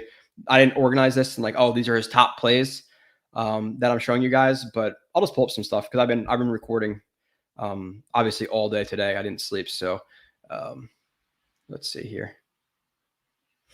Let's see, what are you guys saying here? He already saw it. Would love OBJ. Yeah. See in a sec. Did the Raiders need Devontae Adams, CD? If they plan on competing that division. Yeah, it says Raiders first 2 pick. Okay, let's look at some Laken Tomlinson. Wide hand, work hands, reach. Is reach gonna be good? I don't know if reach is gonna be good. He's gonna be left guard all these plays. This is just you guys can watch the actual reviews of this where I really obviously break it down. This is not me breaking down at all. I'm just showing some stuff. Take away what you want. That's obviously actually a good play. But overall, I really, really like Tomlinson and going through it. I watched 2 games of him so far and really, really dominant run blocker. Obviously we like that play, right? That's a highlight. So that's a positive. So we can watch that one again at left guard. But good player. I think he's deserving of the 13. He was probably my top target. Him and James Daniels. James Daniels went for a little bit lesser of a price. But I think Tomlinson's the better player. So even though James Daniels is younger, but I'm happy with this player. Again, a 30-year-old offensive guard is not the same as a 30-year-old wide receiver or running back. So down power. Let's see. I don't know if you guys really want to watch. We could do this a different time, but I'm just gonna close it out. I want to show you some plays of some stuff that you're actually gonna be. Oh shit! Okay, I didn't really know a lot about that guy. AFC is sick. Okay, let me get through some of this stuff too. I'll get to back to your chats in a second. I can either do a mock. Maybe I'll do a mock draft in a little bit. Yeah, DK. People are talking about DK Metcalf. I'll hit DK Metcalf in a little bit. To be quick with that, like I get, like we talked about. Okay, if you can get him for 10, would you do it? Yes, no doubt about it. I think it honestly be silly to say no to DK at 10 or for 10th overall pick. With that being said, one, I don't think that's enough. Two, if the Seahawks are trying to bring in, a guy like Mayfield, or trying to still go for it, why they didn't trade DK? And even if they are rebuilding, why didn't trade a 25-year-old receiver when he could be the main kind of core of your rebuild? And with all that being said, you're going to trade him to the Jets, who just fleeced you. I don't think so. So I don't think DK is really an option. Does he know Adams got traded? Yeah, Bus, I hit it. I don't know if there's another live stream going on right now, but you guys are popping in and out. But yeah, they did because of Henry Ruggs. Talking about trading, dude. I don't know, Ickham Green. What Rodgers going to do now? Now MVS isn't even signed, so his top option is what's the other dude's name? Blanking out too, and he actually won me a fantasy championship game, or he got me into one because he caught a touchdown or something like that. One of the last games. What the hell is that guy's name? The third receiver. Blanking out. It's hard to find a genuine number one undervalued by fans, in my opinion. Yeah. And the thing is, again, people fall in love with the draft wide receivers. And are those guys going to be genuine number ones? No, it's hard. It's hard. Let's get DK Metcalf. Yeah, I don't think it's happened, to be honest, man. Not even sure about 7 and 10. If they go 7 and 10, I'll be that's like my absolute floor. Third in division, though, Ryan Thompson. Where you think the Dolphins are going to go fourth, or you think the Pats are going to go fourth? Interesting. Yeah, let's do a mock. I'll do a mock in a little bit. I get through some of this stuff. Does he know Adam? Yeah, I already said that. Panthers could be sellers if they miss Watson, DJ Moore. AB, that's not a bad option. Could they be? Yeah, and we've traded with him in the past. So again, we fleeced them. They gave us a second, a fourth, and a sixth for Darnold, and then he turned into absolute shit, or he was absolute shit. They traded for shit, and he was shit, which is not a surprise. So do they want to trade the Jets? The thing is, DJ Moore is 25 years old. So if they're rebuilding, why not rebuild with him? He could be good for another 5 years. So why bring get rid of him? I think you're looking at guys who are more like 20, 27, 28, 29. It's going to be a longer rebuild. Okay. Lazard. Yeah. Thank you guys. Lazard. Alan Lazard, wide receiver 1. Yeah, that's what they're working with right now, with like no cap space. Good luck, Aaron Rodgers. And to be honest, like I like the Packers' legacy, but the Packers are like the glorified Cowboys. Like they always make it to the playoffs. They're always like solid in the regular season. The Packers are always better than the Cowboys in the regular season, but they get to the playoffs, they disappoint, and they lose. Like, are they just are they the classy Cowboys? I don't know. And now they don't have Adams. No, bro, they're not winning anything. Okay, next signing, but yeah, really like a Tomlinson again. Now you're not going to draft Ickham or Icky at 4. You solidified the offensive line. Joe Douglas met his promise. Like, again, he came in. They're probably the 31st, 32nd ranked offensive line in the league. And you can expect them at the minimum to be top 15 this year. I think you could realistically expect them to be top 10. Their offensive line, if McGovern is your weakest link and he's an average player, you're looking at a good line. Like, that's a good line. There's not a lot of lines in the league whose their worst players average. Obviously, pending Becton, we have to see what happens with him. Next deal that came, Barrios, 2 years, $12 million, $7 million guaranteed. I'm happy for the deal because, one, a lot of Jets fans want him. He's a Jets fan favorite. You could see when he was signed. I'm running through this quick because the chat is going to blow up. I'm not going to be able to catch up again. Barrios was a locker room guy. You saw JFM. You saw Zach Wilson. You saw this guy, that guy, Elijah Moore, Michael Carter. So it's good to pay your own and show that you'll pay. Is $6 million a year for what Barrios offers a little bit high for me? Being nitpicky, yes. Is he more of a $4.5-5 million player? Yes, because to me, you're paying $3 million for his special teams, and he's a backup slot, backup gadget guy. Could he develop into a slot? Yeah, sure. Guys hit it late. Like look at Cole Beasley. He was a solid slot guy from the Cowboys, and he really flourished with the Bills, right? So like it could happen, but it's a little bit high for me. But like I said, 5.5, 6 was my max. So they hit my max. So I'm okay with it. I like bringing him back for the team element. But is he wide receiver 3 or should he be? Absolutely not. Next move, CJ Uzama, 3 years, $24 million. I watched him. Good pass blocker, good run blocker. He's not like a physical force in run blocking, but he gets his hands on. He gets positional leverage in front of guys, so he's not going to drive guys back, but he does his job. Route running, the Bengals didn't really ask a lot of him. Like I want to see him down the seam more. I want to see him more on over routes. I want to see him more on crossers. He ran a lot of short routes, snags, hitches, checks and releases. So like I think he was underutilized, but a very good pass blocker, a decent run blocker, 6'6", 260. He's a good athlete for his size. Good yak guy, catches the ball outside of his frame. So I think you're looking at, a decent starting level tight end. Am I going to go crazy and say he's the best tight end ever? No, but you're looking at a big guy, a guy who can be targeted in the red zone. He doesn't have the most targets in the red zone, but again, you're looking at guys like T. Higgins and all that with the Bengals. But you're getting a tall guy who could block, who can get yak.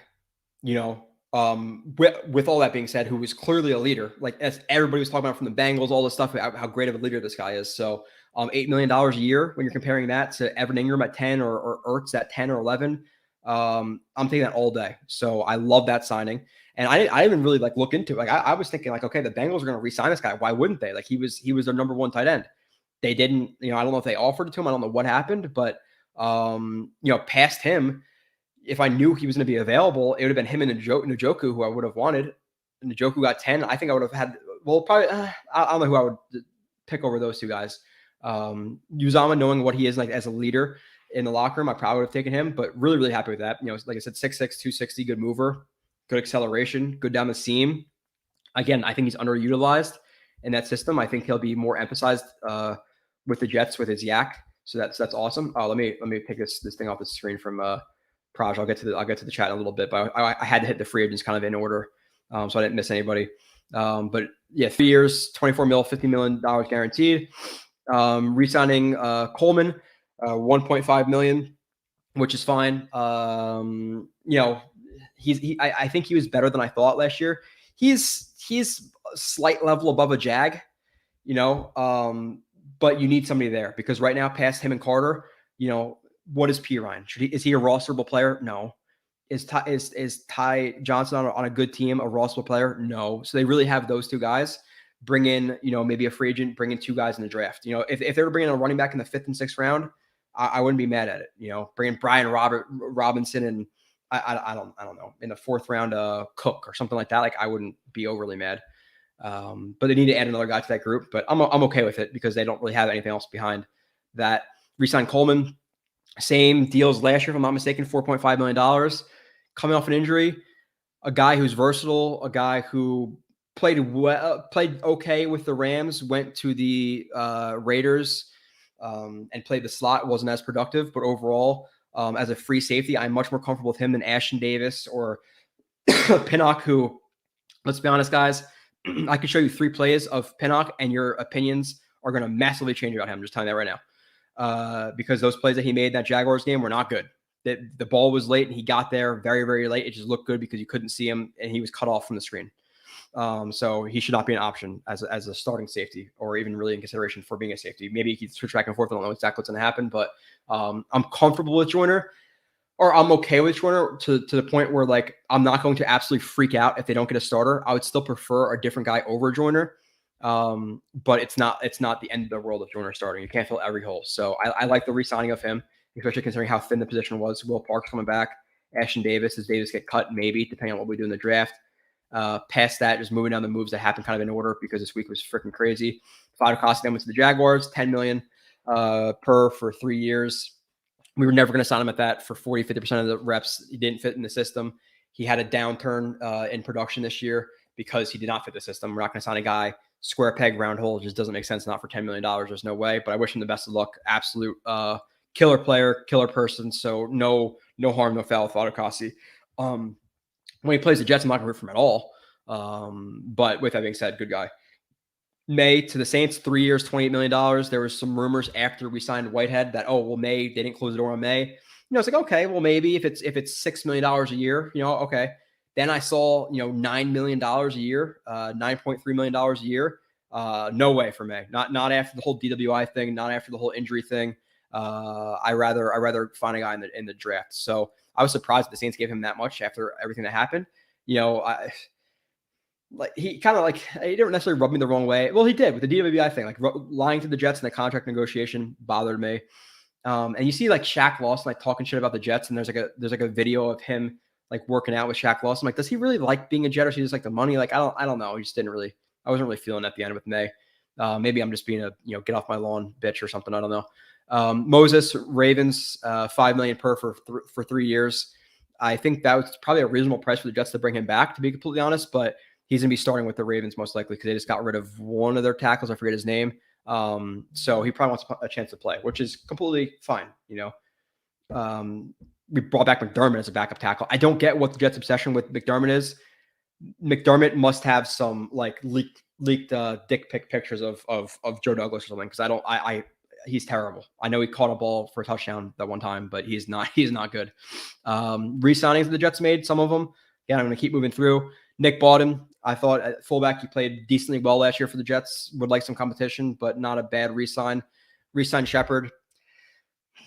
They don't really have a lot of depth right now. Is any of it guaranteed? Could he get cut if they find a replacement? I think so.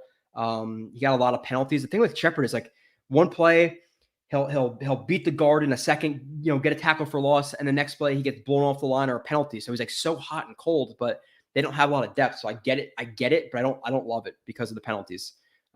He plays very, very uncontrolled. So I would like somebody else and cut him, but we'll see. Re-signed Feeney. Does anybody know the price for Feeney? I'm going through this fast.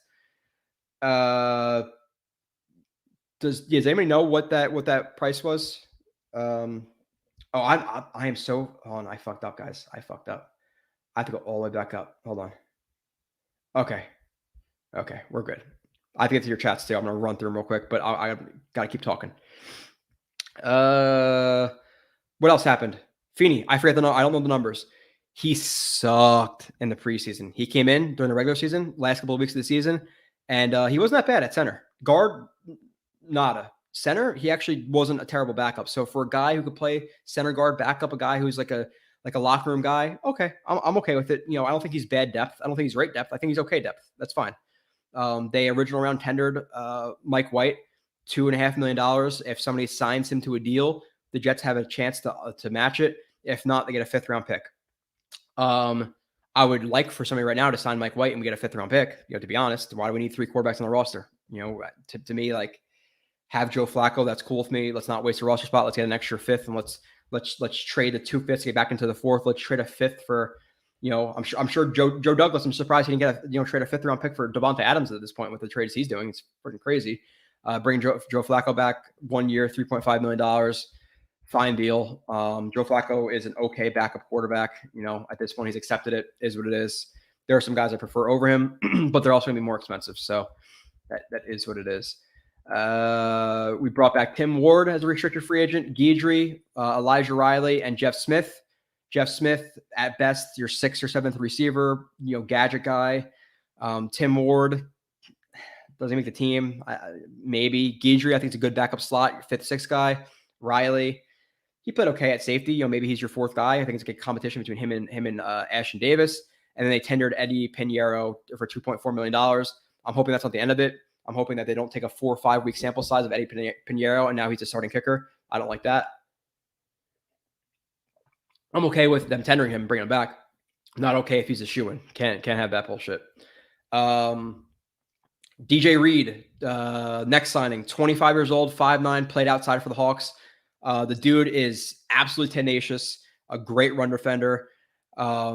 He got 3 years for $33 million. Is the Jets number one right now? Again, you look at his size. Jason Verrett is a very good corner when he's healthy. Or was a very good corner when he's healthy. Jair Alexander, very good corner when he's healthy. I really, really, really like DJ Reed. And for the people who have been watching for a while and watch reviews, I am a asshole with evaluating corners. Asshole. And I like him a lot. Tough, smart. His tackling, his quickness in his feet, his patience with his feet, his lateral athleticism, the fluidity, the good hips, the acceleration, the effort, the quick area burst, the trigger, the timing, the awareness, the awareness in zone. The way the only problem I see with him in zone is when he's off, he doesn't leverage himself as well over the top of routes as I want him to. At times he gives guys a little bit too far inside to the inside. But that was on the left side. So maybe on the right side, he does that a little bit better. But in terms of like that play against the Packers, where we've seen the highlights of, where it's cover 2 trap, and he plays it perfectly with a reroute, gets his eyes on the quarterback, sees the 2 route out, and he gets under it, which is the 2 trap part, does it perfectly. Shuffle Bell, great. Plays in cloud, gets the reroutes, great. His balance and his pedal and his shuffle, great. Like I really, really like him. I got to watch him more. I've only watched a game and a half, to be honest, but that's more than probably a lot of people have watched, and I can get a feeling for a guy. So for right now, I have to watch 15 more games of him.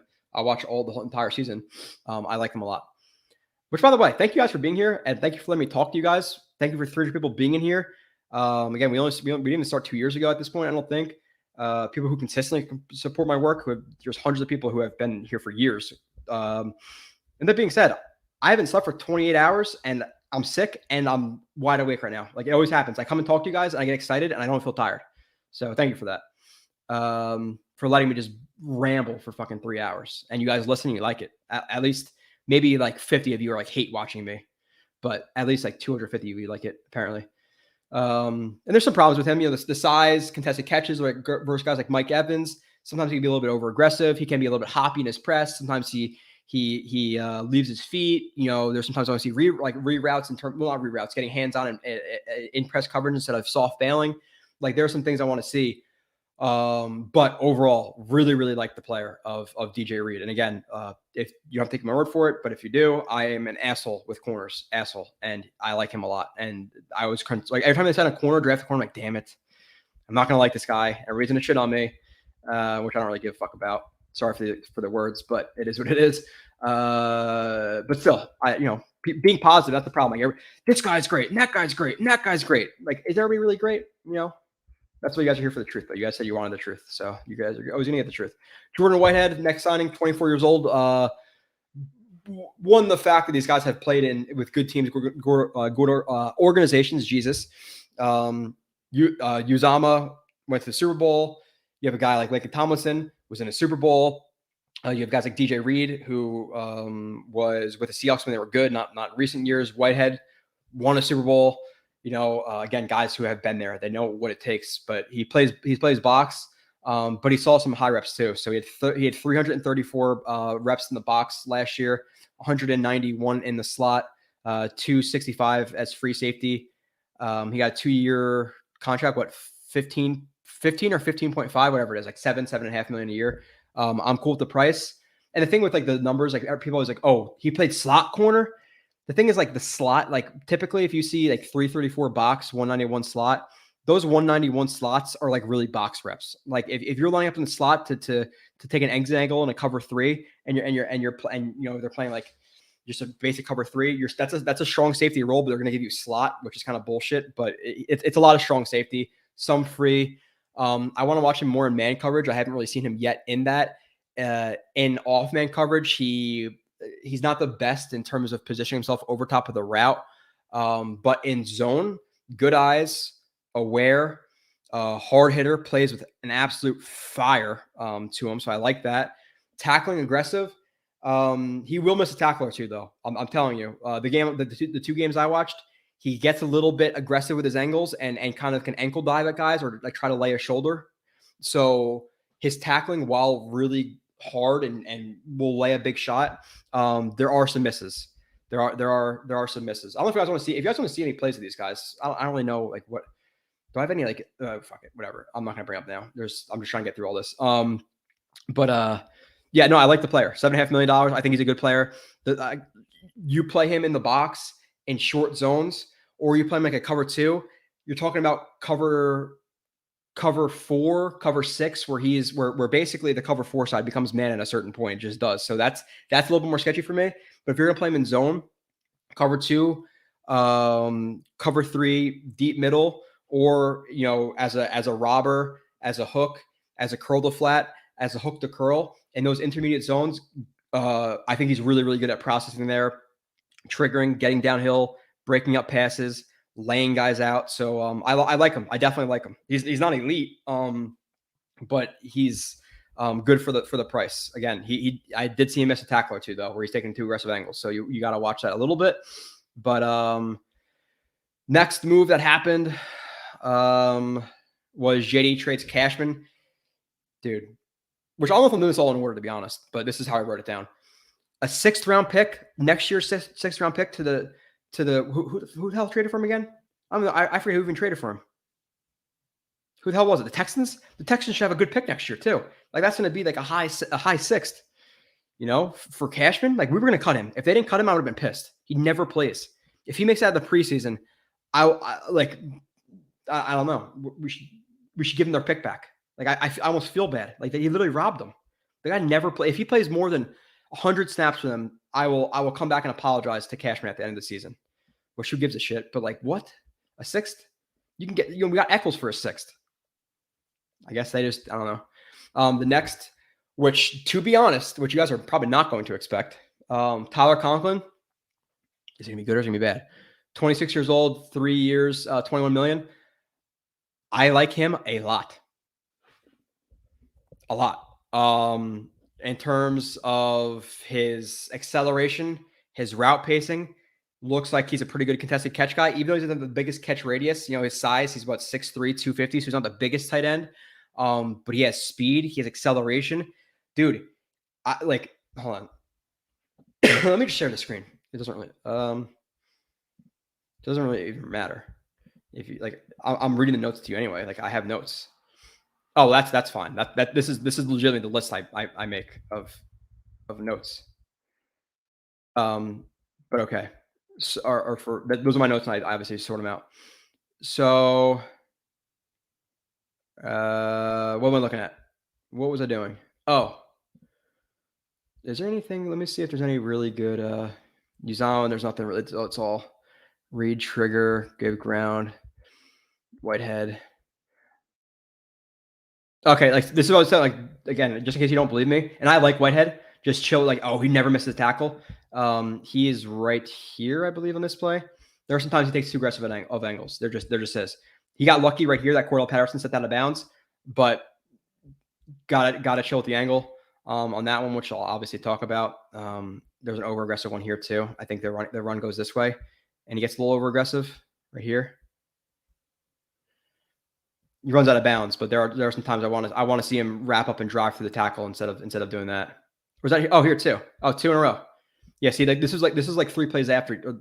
The first one was like 3 plays before, and then this one came. He's right here on this one, and he drives down to that, but he takes that, misses the tackle. So he's got to cut guys off a little bit more, break down, and not just try to kind of lay the wood all the time. There's a time and a place, but overall, I really like him. I'm just trying to show you some evidence. I'm not bullshitting you guys. Conklin, what is it? This play? Yeah, like he's a good route runner for just being a tight end in general. Good speed, but he's right here. There's legit route running in there. Like we're talking about what this really is stop step rocker, and he jukes the shit out of that guy. Was like, oh, it's a hesitation. This is a rocker step, not that, but that's a rocker, and gets him to bite outside because he's faking like he's going outside, but. The fake cut like that and then back to the other side is a rocker. He throws BAM steps. He does a lot of good route running. Let's see, run block, pace, rockers. There's another one in here. Let's see, he's right here, I think. But yeah, I watched him. I'm a big fan. 25, 26 years old. And you have him and what's his face.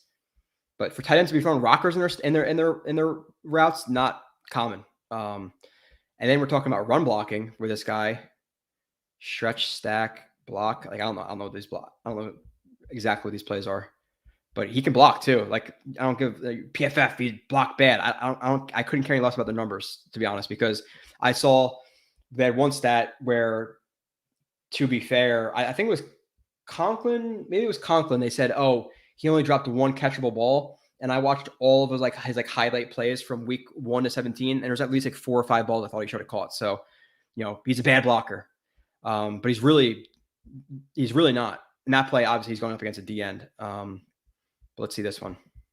He's right here. Again, I'm not. Yeah, he gets bowled back into the quarterback. He's a 250-pound tight end. He's doing a good job there. He's not going to stonewall him. Pass block. Let's see this one right here. Oh, this is the Lego one too. Plays with a ton of effort. Going through some of his other stuff. Let me just close that out. Stop screen. But some of the other strengths that I have for him. Let me just go down.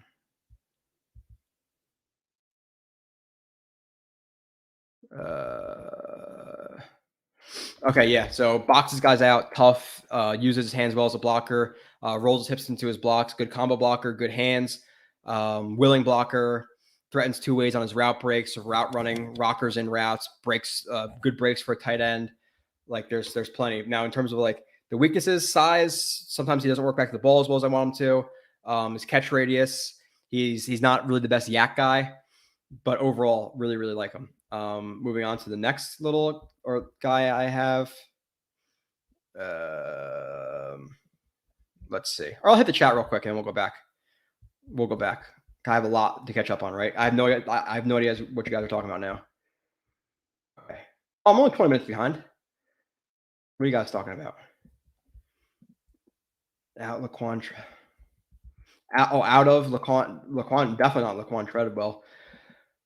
What has Sammy Watkins' injury history been recently? If he's been healthy, I'll probably take him. MVS is younger, but he scares me because he gets production. He's playing with one of the best quarterbacks in the NFL. So, gun in my head right now, Watkins, just because he's been relatively reliable throughout his career, but I'm not sure how he's been playing recently with his injuries. The AFC is it's disgusting how good the AFC is, and it's crazy how it kind of shifted. It was the NFC a couple of years ago. Now at the AFC is just absolutely wild. Kyle writes, what do you think about Beasley in a 1 year? Dude, he's been productive, 600, 700, 800 yard guy consistently.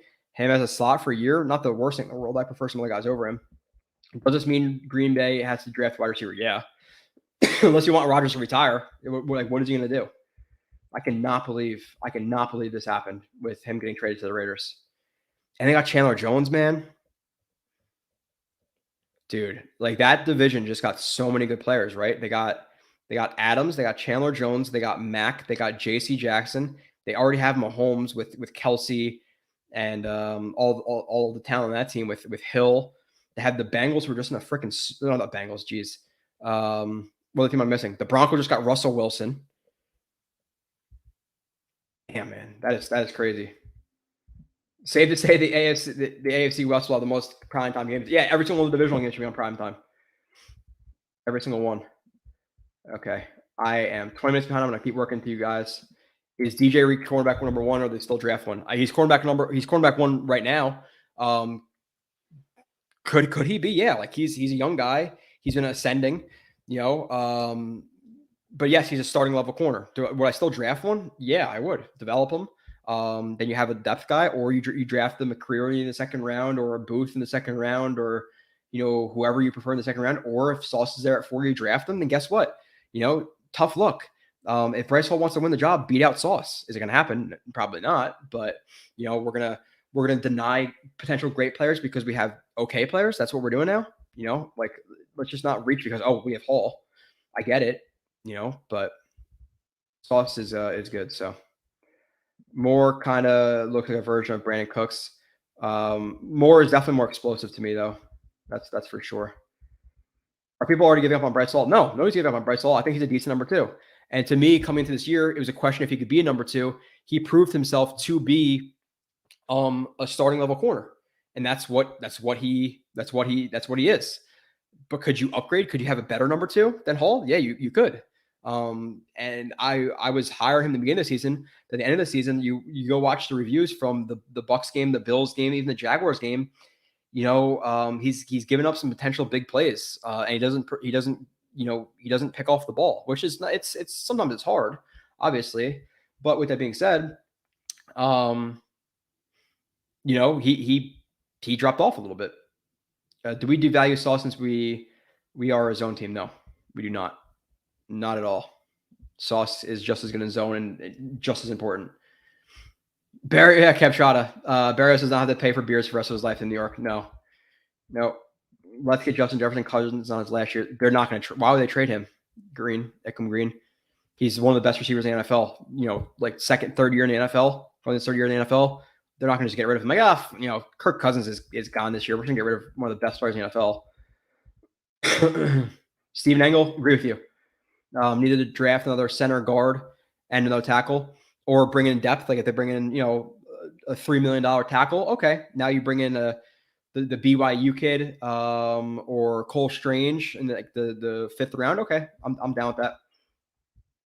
Mike Galiza, I don't see many receivers we're trading for. Neither do I, to be honest. But I'm hoping that there's something that we just don't realize. Okay. Moving on. Again, I'm trying not to skip all your stuff, but if I want to do, I don't know if you guys want to do call-ins or not. Tell me if you do. If you don't, I'll just keep bullshitting with you guys through here, and then I'll do a mock draft, and we'll kind of see. Okay, and listen, I'm talking to myself for 3 hours, so do I love doing mock drafts? No, but after free agency, it's going to change our mindset a lot. I'll have a lot more discussions, and I'll let you guys kind of. I'll throw my opinion in there, and I'll overrule you if I have to, but I'll let you guys make the picks pretty much. I'll tell you guys, first 5 to vote for whoever we'll do. People told me about polls last time. I don't know how to do a poll. I have no idea.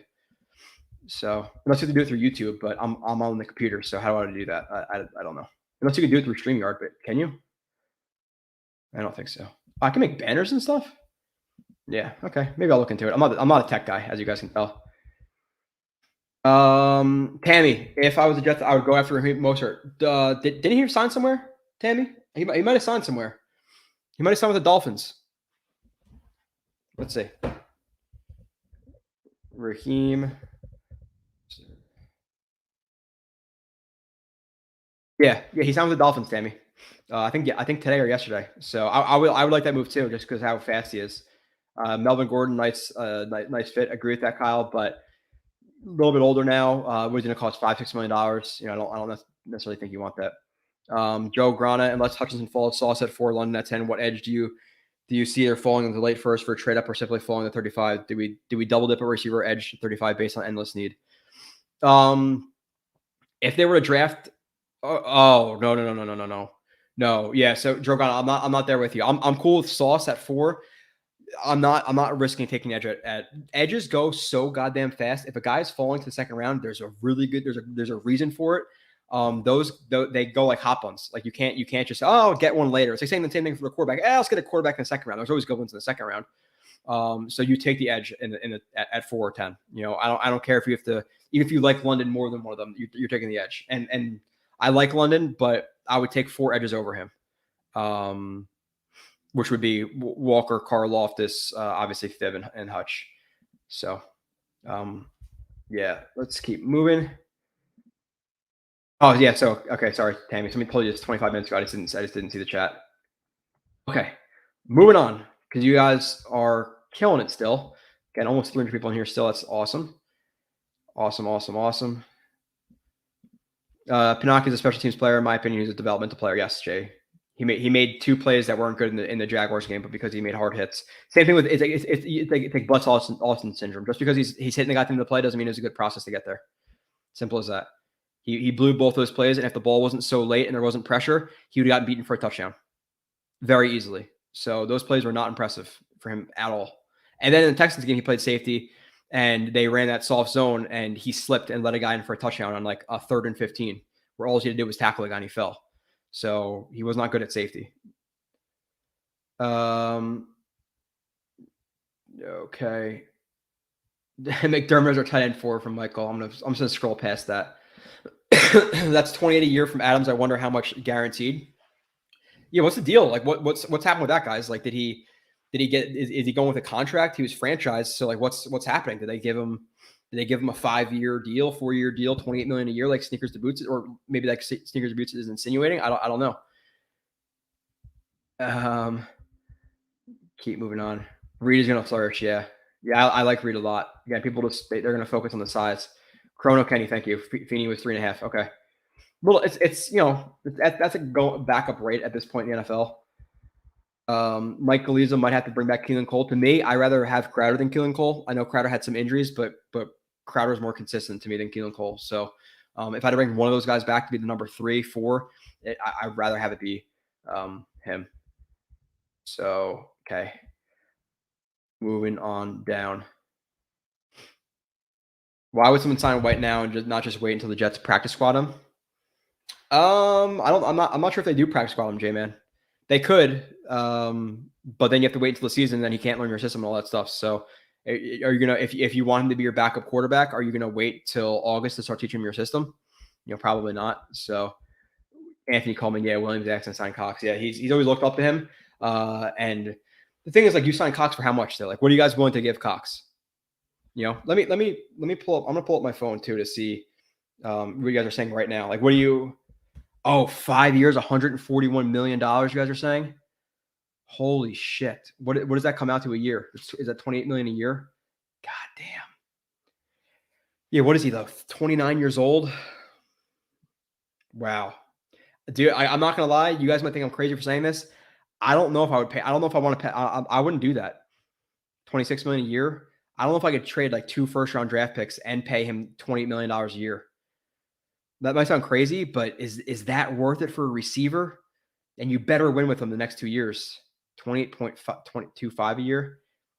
Like, I love receivers. I rather have 2 guys who are $15 million a year than one who's 28 who you could bracket. That's a little too high for me, man. I'm not gonna lie. You guys might think I'm crazy though.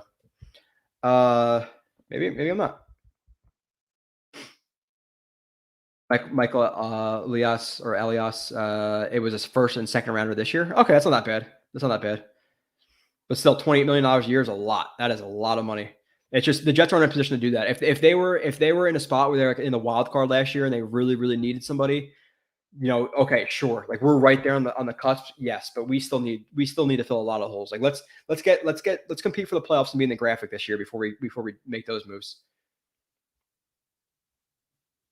I'm hoping the Jets make a move in the next hour. That'd be nice too.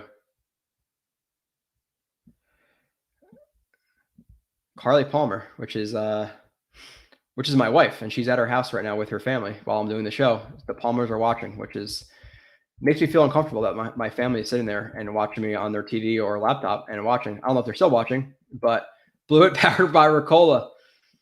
I don't know Ricola.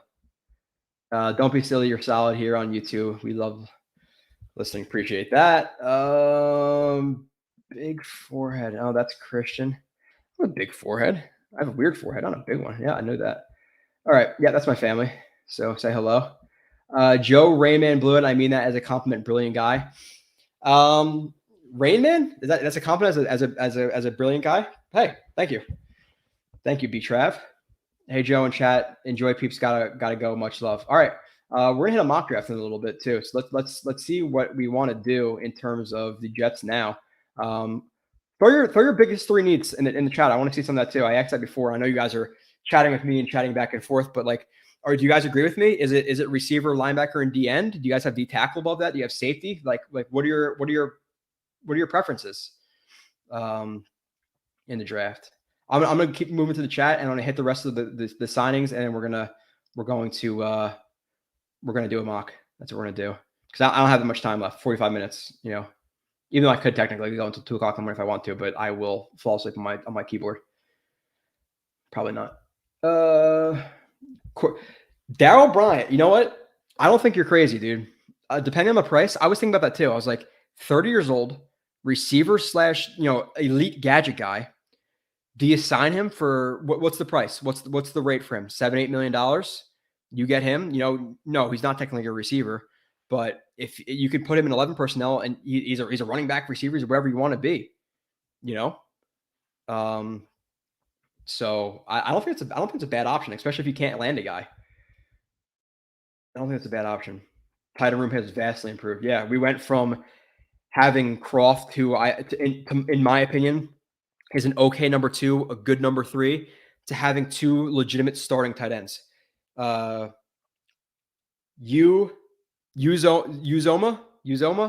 Now I'm gonna fuck up the name. He is a mid to a mid-tier starting tight end. And you had what's his name, Conklin last year, who when he got his reps, he put up like 600-700 yards, seeing a lot of reps. Like and again, I really like Conklin. When I turned on his film, I'm like, damn, dude, like I'm surprised I didn't go after him first. I like him a lot. So yeah, it's definitely improved. We went from literally last year we had the worst tight end room in the league. Who had a worst tight end room in the league? Croft. You have Croft, Griffin, Yeboah, Wesco, bottom 3 at the best. We're at least a mid-pack tight end duo right now. I'm cool. I'm definitely cool with that. It's capable. Like we can actually run 12 personnel now.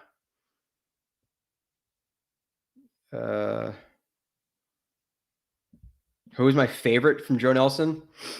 I would say based on. Can I give 3? I like all of them. Lake and Tomlinson, it's hard for that not to be the favorite, but that's like the front runner because you're protecting Zach and he's a good player. But past the obvious one, I would say, oh man, it's either Conklin or Reed based on what I've watched from him so far and what we got him at. I legitimately think Reed's is a good starting corner, and I really like Conklin for $7.5 million. Like he's a good player, so really like those guys. Really like those guys. Moving on. Catch up to you guys. 14 minutes behind. I'm moving. Herbert. Okay. And then we're going to do a mock. Or I'm going to hit the other topics. We're going to do a mock and see what you guys want. Should we trade for this? Yeah. No, Bus. Okay. You're smart. I know you're smarter than that. He's talking about me, guys. You know? No. And he's been injured for the last couple of years. I'm not about it. Ask Reiner Greenbean. I don't know if I care enough. I'll just count. I'm pretty sure he's going to YouTube, but I don't know.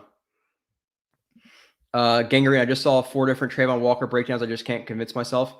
Well, I don't want to ask who did it because what are they giving you? This is his footwork. This is how he's trying to corner. This is how his elbows are supposed to be. This is how he's latching. This is the move. Is he stacking the move quick enough? Like, what are they?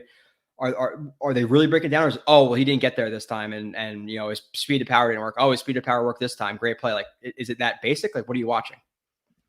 I'll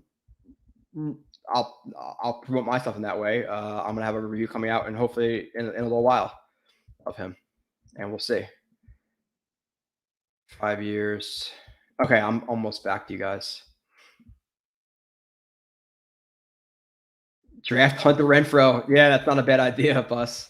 That's not a bad idea. And what's his name? Waller's going to have a lot less pressure on him now, too. Like those guys are both going to ball out a little bit. Do they have anybody else? No, not really, right? There's not a lot of. We talked about it. Alan Lazard. Oh, dude. And Tunyon's not even back yet, right? He's a free agent. Or did they sign him? They didn't sign him back yet. So they don't have MVS signed. Devontae Adams is gone. Tunyon's gone. Like he might have the worst skill position group in the league minus Aaron Jones. Right? Who else is worse? Like then he has nothing. Who has and there's a lot of time to go. There's a draft. You still trade. But right now, Allen Robinson's your best receiver in the league or best receiver on your team. That's the worst best receiver on any team in the league. Joe, we are a family too. Good. You should have been talking shit then. Yeah, Carly Palmer.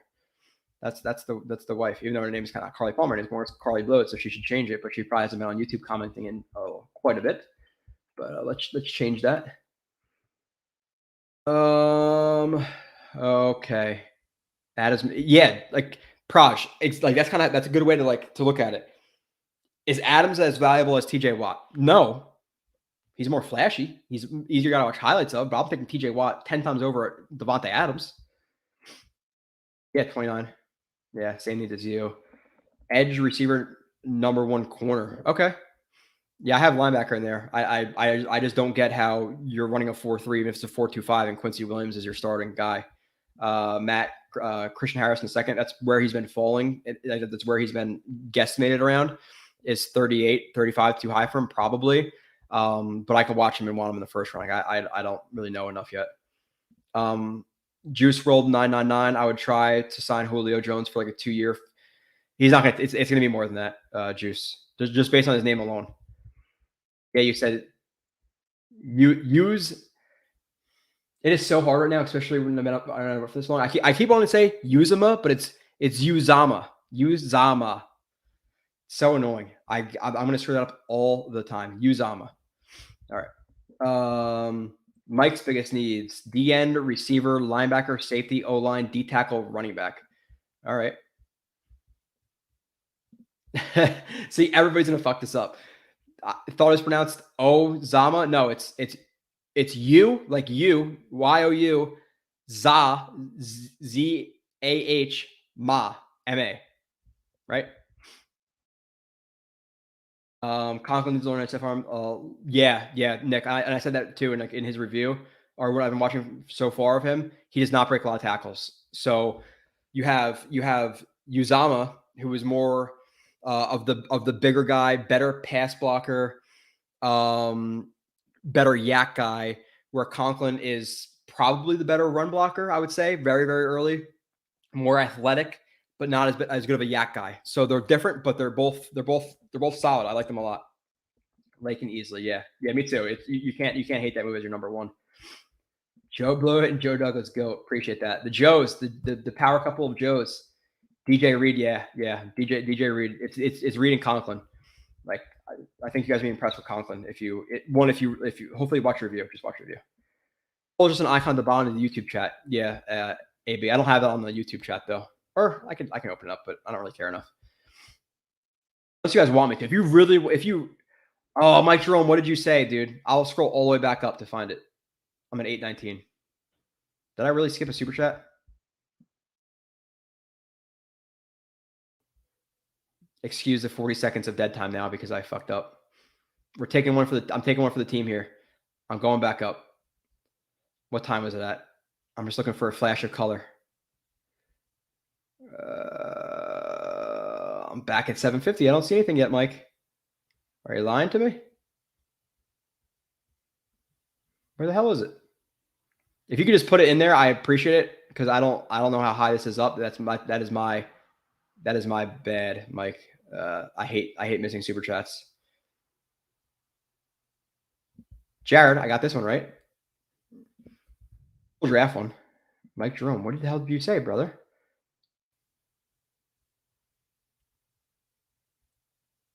Dude, I am all the way back to like 730. That's my bad. I can't find it. I don't know where the hell it is. My fault, buddy. Damn it, you guys are blowing up the chat again, right? Okay. I'll start from here. Tammy's surprised the Jets didn't sign DJ Jones. I wanted that signing too, Tammy. The problem is like $10 million when you already have Rankins there, you already have JFM, you already have Q. I would be completely fine with cutting Rankins and putting him in there, but then you still have JFM, Q, and DJ Jones all making $10+ million a year. That's a lot. That's a lot to have on the interior. 2 positions for 3 contracts over $10+ million. I think they're going to spend a second, third round pick on a guy, or maybe sign a guy for $3, $4, $5 million. Not that high. Not that high.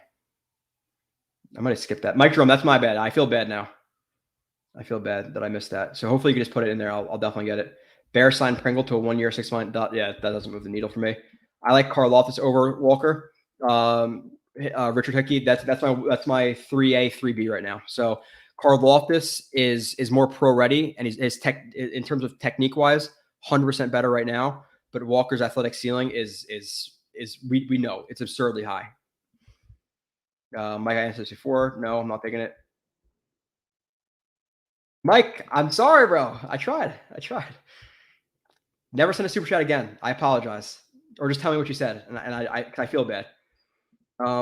Java Cole, I know it's unlikely most of them are available, but with Adams moving for a first and a second, what does it do for the trade value of some other receivers? Nothing really. Like who else is out there who's going to be comparable to that thing? It's not like Cooper Kupp's like, oh, or the Rams like, oh, we want to trade him, so now we're getting a first, second, and a fifth for Cooper Kupp because he's younger. I still think the guys we're talking about, the Lockett's, the Cooks, those guys are third or fourths, not first or second. So, is a rumor true your blood type is Heineken? I like Heineken, but it's not my favorite beer in the world. I like a lot of German beers, like Paulaner. It's the one. It's like Heffen with Simon or something. I don't know what it is. I'm gonna keep throwing it up there, Mike, every time you say it because I didn't. Doing a mock, yes, I am. I'm gonna do it in a couple minutes. I'm sorry. I'm just trying to get through all your stuff. I know you love DJ on the outside, but I think personally he would ball in the slot, not because of his height. So the run support part of that is true, but he's really, really good at shuffle bailing on the outside, and it's obviously a lot harder to do that when you're in the slot like that cover three, and he's not gonna be asked to do that in that cover three if he's in the slot. So a little bit more difficult for that. So you're taking away one of his biggest strengths in being able to shuffle bail and play that deep third like that. My super chat. Okay, Mike Jerome. With A-Rob in LA, you think we trade for Robert Woods? He's a great fit for the run team. Mike Jerome, how much was it too? I want you to know. Was it like 5, 10, 15? I'm sorry. Yeah, no, I was talking about this before. I'm not sure if you were in the chat or not, but I think that's like a really realistic opportunity for the Jets now, because you were looking at them, that team who now has A-Rob, now has Kupp, drafted Van Jefferson. They drafted who was that short little receiver that they drafted in like the third round a couple of years ago too? Short as hell. I'm forgetting his name. Blanking on his name. But they have a lot of assets built into or poured into the receiver group. So if they see, okay, Robert Woods, let's get a third round pick from him, a fourth round pick from him, and try to turn that into another player, another pick. I'll be very, very down for Robert Woods. Very, very down. Carl Offison, Jermaine way ahead of Walker for me. I don't agree. That's fine. That is fine. My super chat. Okay. Yeah. I just got. What's up, Sully? I would love to train for dude all day. That's like my preference right now is Cooks. Sully. $2. Okay. Yeah. Spotting. Dude, Edward Ziff. Love you. That is great because I was thinking about the other one and I love Spotting. It's the if I'm not mistaken, it's like the green thing, the green bottle with like the white label, like white grayish label. I haven't had it in a while because it's not really around me. But if I see Spot, I get Spot. I really, really like Spot. Hey Joe, love your work, man. Appreciate the genuine takes, no sugarcoat bullshit. That is what the channel is built on. I hope for a lot of you guys because everybody loves everybody. And again, how many people this week? And I'm not calling anybody out specifically because people do their thing, but it's like, oh, I love this player. Watch the YouTube highlights. This is his stats. This is the percentage of this. And this is what I heard from this guy, instead of like actually talking about what you're seeing, strengths and weaknesses, showing plays, talking about it. So like, and I know that's a niche for some people. Like people don't like that shit. People like the generic WFAN, ESPN radio type stuff. But I hate that. And that's why I started doing this, because initially, like quickly for me, I started doing Jet Nation Radio a while ago. It was, I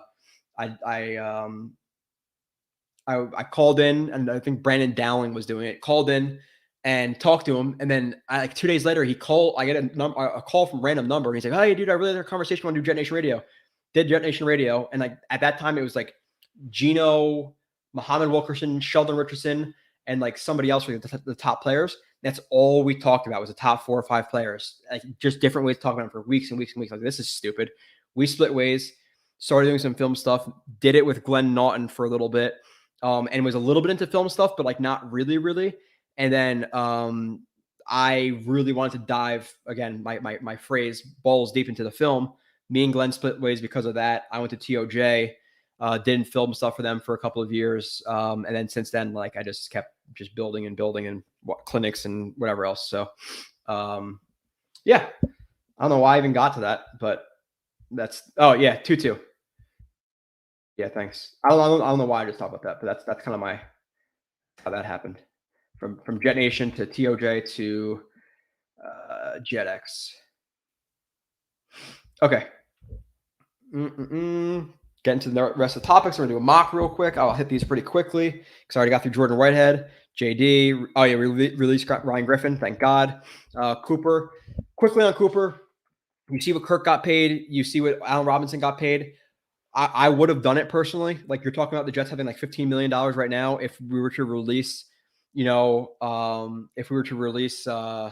his name, GVR, we pretty much have the money for Cooper. Like, if we traded a 5th round pick for Cooper right now and we couldn't make any other moves, or maybe we had to just renegotiate a contract or move a contract around, would you take that right now? Like, we could probably fit Cooper right now for a 5th round pick. Would you have done it for a guy who's 27, 28 years old, who is a lower tier 1 at this point? Again, people, look at the stats. Okay, well, with those stats, he was playing with Ezekiel Elliott, Tony Pollard, Dalton Schultz, CeeDee Lamb, Michael Gallup. He's not going to get a bunch of stats. The ball is going to get spread around. So Cooper, to me, was worth it. So I was not thrilled that they didn't trade for him because they have the cap space. They could work it. Like, right now, again, we're about at 13, 14, 15 million, whatever people are saying. We could fit Cooper at 20. That's my opinion. B-Tribe, good stuff. Yeah, I appreciate that. Whatever happened to Coleman? He signed. Are you talking about Marcus Coleman? We're talking about Marcus Coleman. I was in a show with him for a while. He's like a legitimate buddy of mine. Like, when I go to Texas, I'm gonna we're definitely hanging out. But he started doing the arena football stuff, and now he's coaching at Trinity College in Texas, the college football. So it's hard for him to consistently show up, but he'll be back. I'll get him on one of these shows for either a breakdown or whatever else. Hold on, I'm trying to scroll up a little bit. What's wrong with Michael Carter? He was amazing last year. Nothing's wrong with him. You just want another guy to pair with him because there's not a lot of workhorse backs in the league, and he had some injuries last year. Joe's balls deep, but yeah, I know I said that a lot. Did you get more into YouTube, Twitter because of the pandemic? That's what happened to NY Jets media. No, it's kind of I got into live streams, to be honest, because I didn't really do live streams. I just put my stuff on like the breakdowns, and then I did it with Ryan. Ryan asked me to be on his show, and then I saw like how fun it is to interact with people. I was like, oh, I'm gonna do a live stream. That's how it kind of started. So I heard Jets were interested in Cooper if he wanted to restructure. Yeah, that's what I heard too, AB. But at the same time, again, if we're at $15 million right now, would you cut GVR? Again, could you move $2 million around somehow and signing one to some other guy? Easily you could. So cut GVR. Would you have Cooper right now and be done? I would. I'd be very comfortable with that. So I think they could have fit him. I'm not going to freak out about it. But with that being said, they need to make a move at receiver. If they go into the draft and Barrios is your 3, I'm not going to be happy. I'm telling you right now, because then you're going to the draft with a major need that you could have addressed. Again, and there's not a ton of guys out there. I'm going to go over some of them in a second. Going through the rest of the stuff. Yeah, they released Griffin Cooper thing. Again, not going to lose my shit, but depends on how they address it. Some people are talking about Bradley Bozeman signing him, the 27-year-old Raven center. I looked at him a little bit. The thing is, Jets run outside zone. He's more of a power gap guy, not the best mover. Laken Tomlinson is already not the best mover. Like, he's an okay mover, but you get Bozeman next to Tomlinson, it's not going to be the best for an outside zone system. So I don't think Bozeman is the best fit. Like, you have McGovern, who is already familiar with Zach, already familiar with ABT. He doesn't have like the nasty streak of Bozeman, but for the system, he's a better fit, and he already has a continuity. So I don't think they go after Bozeman. I've heard some things on Twitter about that. The other thing I will bring up is in terms of the Jets. I think a lot of their coverage last year was on third down was man coverage. The strength of both Whitehead and Reed is zone. Reed can play some man. I think he has the hips and the fluidity to do so. But I know Whitehead struggled in man, at least based on the numbers, which I'll watch for myself. But I think with those guys both coming in, they're going to put an emphasis on running more zone looks on third down. So expect the Jets to be more zone heavy this year. One of the last things I want to talk about before we get to the mock draft. The Jets signed Jacob Martin, 3-year deal, $16.5 million, base of 13.5, 6 guaranteed. He had 4 sacks, 38 pressures last year, which would have been second on the Jets to JFM with like 45 top of my head. 26 years old. And I think there's incentive based to take it from base of 13.5 over 3 years to 16.5.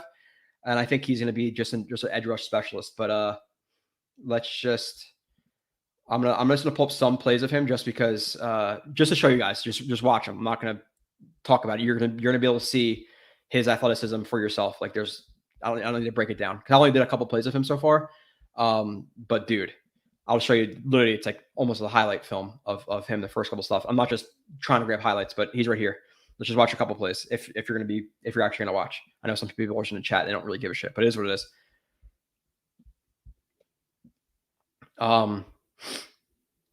Obviously a good play. Like just you're gonna notice a lot of burst, a lot of bend, a lot of flexibility, a lot of fluidity. He's a mover, that's for sure. He's right here, left side of your screen. Didn't get there, but again, you're talking about bend and burst. He would be, him and Ojaba, he's better than everybody else at the top of the draft in terms of just those traits. Just those traits. Don't freak out. People are like, oh, dude, Joe said Martin's better than everybody in this draft.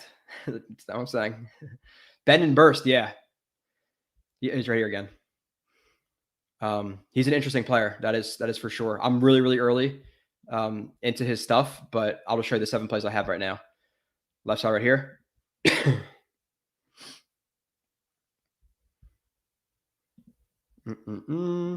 5 rush left side. Beats 2 guys here. I think he gets held right here by the right tackle too. Or no, that's the next play. Next play or the second or the last play. Rush. Right here again, left side of your screen. Again, situational guy.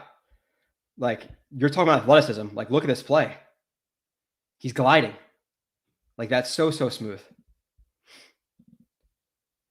Stop the run, different ball game. Right, left side of your screen again, right here. Yeah. So just a quick little thing. Obviously, the full recap will be out, but yeah, depth guy, edge rush specialists, but I'm happy with it for sure. For sure, $5 million ish for that. Let me stop sharing my screen. Okay. Almost to the mock draft. Just give me 2 more seconds. Primary needs I have down: wide receiver, D-end, linebacker. Secondary needs. Let's see if I don't know if you guys will agree with me. VR. This is why our content is great. The proof is in the tape. I hope this isn't all you guys watching. If you think that's a tape breakdown, that'd be a freaking joke.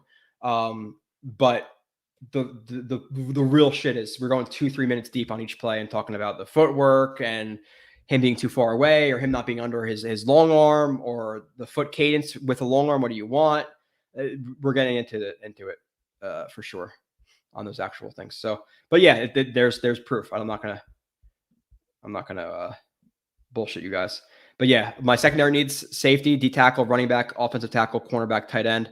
I was gonna bring up the free agency list with some of the guys that we could look at. There's some linebackers I guess talk off the top of my head.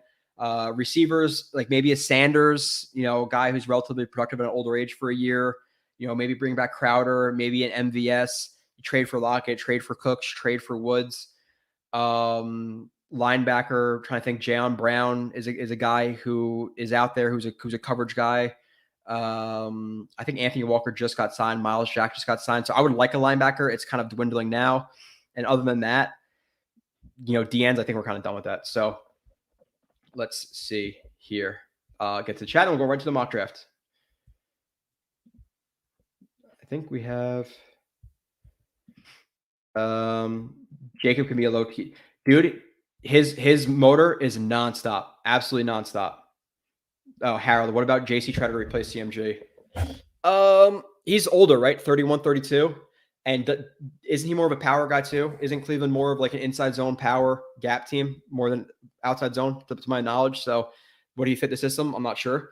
And he's a little bit older. Do you want to replace something that's kind of familiar with just replace him? McGovern was an average center last year, if not a little bit above. Again, people had a bad. The thing is, like, first impressions matter. So McGovern wasn't good at first with the Jets, and that's baked into people's minds, and they're never going to be able to change their opinion of him. But he played better throughout the first year.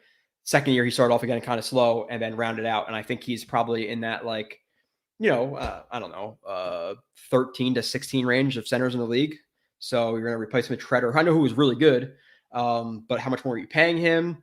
Is he a fit? Etc.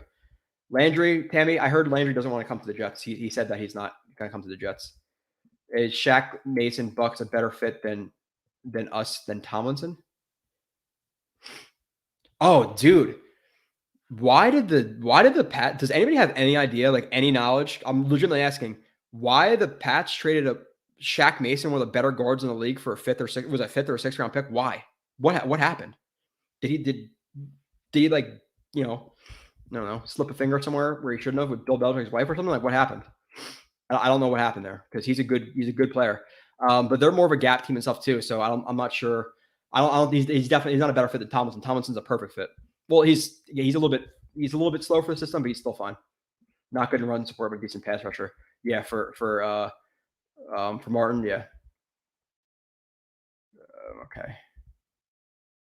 Will that translate well on grass compared to turf? Did I just show you a game versus the Colts? They play on turf, right? Was that Colts that I just showed you highlights of, or Texans? They both play on turf, right?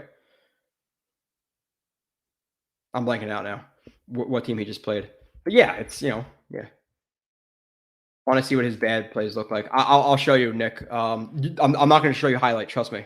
Watch the full review. I'm not going to show you his highlight bullshit. I watched that game because he only really rushed the passer, and he only played like 10 reps, and like 7 of them were good. So that's why I highlighted that game, because I wanted to watch what the pass rush hype was about. But I'm going to watch a couple of games of 19, a couple of games of 20 where he rushed a passer, and then I'm going to get into 2020 where he played the run a little bit more. I'm sure I'm going to have my qualms with it. I'm sure. Corey, I think that's how we all feel. How come he couldn't get a sack versus the Jets? He almost sacked Wilson. I wonder if I have that play. I'm pretty sure I would, because I'm sure I think that one play was him where he got there real quick. Let's see if I can find that off the top of my head. Or not top of my head, off the top of my computer, I guess. What week did we play? Oh, you know what? Son of a bitch. That's when I was on vacation, wasn't it? Yep. That's when I got married. And I was on vacation, so I couldn't review the Texans game. That sucks. But yeah, he almost got a sack versus Wilson, actually. Sperry facts. If you're still Jets fan of the year in 2021. Okay, whose team is that? Is that a Saints fan? Is that Saints? Good luck. If you want to get Deshaun Watson, you guys are screwed for a little while. So, fun. Enjoy. Like, the thing is about that too is, like, you had, like, to me, okay, that's a fan who's been a fan for 10 years now, because the Saints, like, pre-Hurricane Katrina, what was it, like 2003, 2004? The Saints were shit for years and years and years and years. So that must be like a 20-year-old kid who just started liking the Saints a couple years ago. But you're about to experience poverty, so just wait. Coming to another stream. Like, what are we talking about here? Tammy, you can't really evaluate Mosley with all the linebackers around him. Agreed. Mosley is getting a little bit of shit because of some of the mistakes he had to make up for. That's Zach Gross house. Yeah, I thought he did, right? On the Wilson's left side, he was rushing from the right end spot, right? He crossed the face of, was it Fant, or was Fant not in that game? Yeah, see? Look at that. Off the dome. Good job, Harold. Is off the dome for you too. Breezy, they were trash. Yeah, like, what is that? Getting married. Dude, and Richard, like, love my wife. She's not in here anymore, I don't think. We planned a trip for Italy right in the beginning of football season. Like, I'll hit like week 1, 2, but like weeks 3 and 4 I'm gonna be Italy. I'm gonna watch, but damn it. And then right after the draft, May 1st, I leave for a week to Aruba. So I'm gonna be a week behind. Like, I'm gonna be like, okay, I want to watch the guy in the 2nd, 3rd, 4th, 5th round. I'm in freaking Aruba, which maybe I'll do it at nighttime a little bit, but I doubt it. I like to go on trips right at the biggest time of the football year. Is what it is, right? Would you bring in Fletcher Coxey tackle? Yeah, but depends on the money.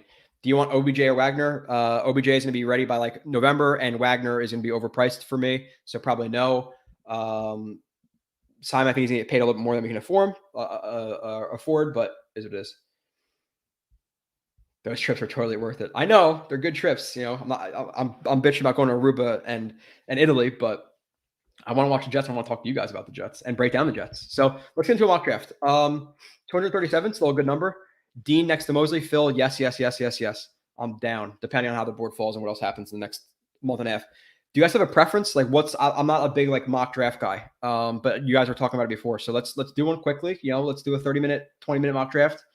But what's your preference? Is it PFF? Is it mock draft database? Is it the draft network? Is it PFN? Like, what do you guys want? I'll wait for a couple of people. I don't know what the best stuff is or what you guys prefer, but I don't know if PFF I could do 6 rounds. I'm not subscribed to PFF, so I don't know if you have to be subscribed or not.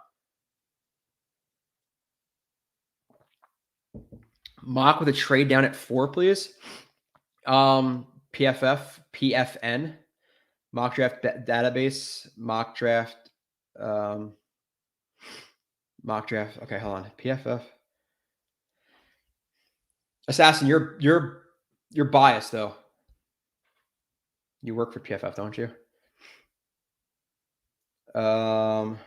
No trade mock draft. Yeah, I'm cool with that. Maybe one trade, limit to 1, but I don't know. Mock draft database is the most realistic. Okay, dude. Literally, we have mock draft database, draft network, PFN, PFF. Like it's a split decision right now. I would trade those trips for all my years of Jets pain any day. We're not going to be paid this year though. Robin, come on, man. PFN is sick, but the trade function is a little unrealistic. I only do draft network. No trades PFN, dude. I don't know what to do. PFN is most fun. PFN. All right, you know what? Screw it, guys. We're gonna learn this together. YouTube. I'm signing into my YouTube. I'm signing into to the Jet X one, right? This is what we're doing. Jet X Factor. Joe Blewett. It's you. Yes, it is. Password. I'm not telling you guys. I'm doing a damn poll. I can't decide. Okay, Jets X Factor. Let's see, guys. You tell me if I'm gonna. How do I get to the? Okay, your channel. I'm streaming right now with you guys. Click on that. Right here we go. Okay, Jets X Factor. Oh, minus that. Okay, let's not do it. Sal is gonna do D-line heavy. Okay, how do I do this? Oh, poll. Oh, dude, that is massively easy. Okay, so what are the options? What are the options? We have PFN, PFF. Mock draft data, I'll put. And what was the other one? Draft network. You guys tell me, because there was too many of you who were. It was like if everybody was like PFN, I would do it, but you're sharing your screen. I just saw the password. Bullshit. I'm not sharing the screen, am I? I would do something like that though. I'm not dumb sometimes, especially now. Hour 29, so 28 math. Am I sharing my screen? I'm not sharing my screen, am I? No, I'm not. Asshole. Edward Ziff, do you think Metfield is causing injuries? Based on the numbers, it is. I like when I played, I always like grass over turf. It's just there's proof in the pudding that it causes more injuries. The one that Jets Today uses, you guys tell me. I interact with Jets Today on talking about NYJ today. I interact with him on Twitter sometimes, but I don't know what he uses for mock drafts. One mock draft had Garrett Wilson going too. I would throw up all over the place if that was a Jet. Or who? No, that was no way. We doing call-ins? Maybe after a mock draft, depending on if my wife gets home. It's 9 o'clock, right? I've been doing this for 3 hours, so let's see. PFN is dominating for a minute. So 44 to 12 to 21 to 23. Okay, PFN it is. maybe I'll do Colin. I don't know. Oh, Shadow, you're so right. We saw your password. Jets 1, 2, 3, 4, 5. Fuck. I gotta change it. Nobody log in, please. Nobody log in. All right. PFN mock draft. Should I do polls now? Do you guys want me to do polls for the picks? Ugh, that's a lot of work. All right. StreamYard, share screen. Matt Graff, I'm watching this instead of Rangers versus Isles. Dude, turn us both on. Turn them on in the background. You only have one device. What is this? 1990? You got 2 screens. You have to pick? You don't have to pick. Can you imagine if my password is actually Jets1234 and one of you fuckers tried it and you actually logged in and had all the JetX shit that you could just control for a couple minutes? All right. No polling pick? No? You guys don't want it? I don't know what you guys want. Okay, you guys don't want me to poll. That's fine. I'll take your guys' opinions a little bit, but no polling. That's fine. Cool with me. Yes, polls. All right. Well, this is what we're going to do. My first time with a poll, we're going to do a poll about polls. Yes poll. No poll. I'm watching your stream, TNT, and CBS. Look, there you go. NY Jets Florida's got it. I'm closing this poll out in like 30 seconds. So if you don't vote, you're getting screwed. No poll. I saw it at 56.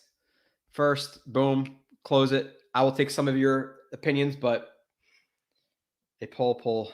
Okay. Jets fans still want McBride in the second round, says Tyrone Nichols. Yeah, I'm not about that. I don't think anymore. So I'll take some of your guys' opinions in here. I'll look at them, and if I have a tiebreaker, I'll give it to you guys. But let's talk through it. 7 rounds. Let's do normal speed. Jets. I don't really like mock drafts, but you guys seem to love mock drafts, dude. Like love them. So if you guys are gonna like it, I'm gonna do it. You know. I don't want to do it all the time, but gross. Okay. Well, dude, you know what I should have done? If this is how it went, Evan Neal, Thibodeau, I'm trading to 3. I'm trading to 2. And either way, everybody's going to hate what I do right here. So all Jets fans love mocks. Yeah, that's what we live for in the offseason. Edge at 4. I love mock drafts and fantasy. I would trade up for Hutchinson, to be completely honest, but obviously I didn't grab that quick enough. To me, really the only realistic options here, I'm not taking Hamilton at 4. You guys know how I feel about that. Sorry. Richard Hickey restart. Why you want Hutchinson? I'm not taking Hamilton. My only realistic options are Gardner or Trayvon Walker. Right? Sauce. Yep. Mocks are fun because it's good to play around with different scenarios. Yeah, I agree with you, Kev. And now because we've figured out our team a little bit more, now it's more realistic to what it might actually look like. When we were doing mock drafts, we have 30,000 needs. Now we only have like 3-4 big needs. Walker, Sauce, Reed, Walker. So the thing about this is like in real life. So this is what I'm talking. And again, believe me or not, Walker is not going to be the 11th player. I don't think Walker gets past the top 7, to be completely honest. Like just based on what I'm hearing and the buzz and the people I believe, I think Walker's going to be a top 10 pick. So if we don't take Walker, we are risking it's going to be Karlaftis, Jermaine Johnson at 24. Walker is not trash, but to me, kind of just playing the board a little bit, I would probably take Gardner and then risk Walker or Karlaftis being there. You guys are split, bro. For real. Literally. Walker. Oh, yeah, it's like even again, man. Karlaftis will be there at 10. See, Steven, you know that because he's in this ranking at 14, but in real life, like if we're really looking at this and the screen to my right here is all blank, like there's no rankings in real life. You just see this. This is all you have your whatever your rank is, but I'm telling you right now, Walker's not the 11th player. Carlos might be 14th. Jermaine Johnson's not the 24th. Like McDuffie's not the 29th. It's unrealistic, but yeah, best edge at 10. More depth at edge. All right.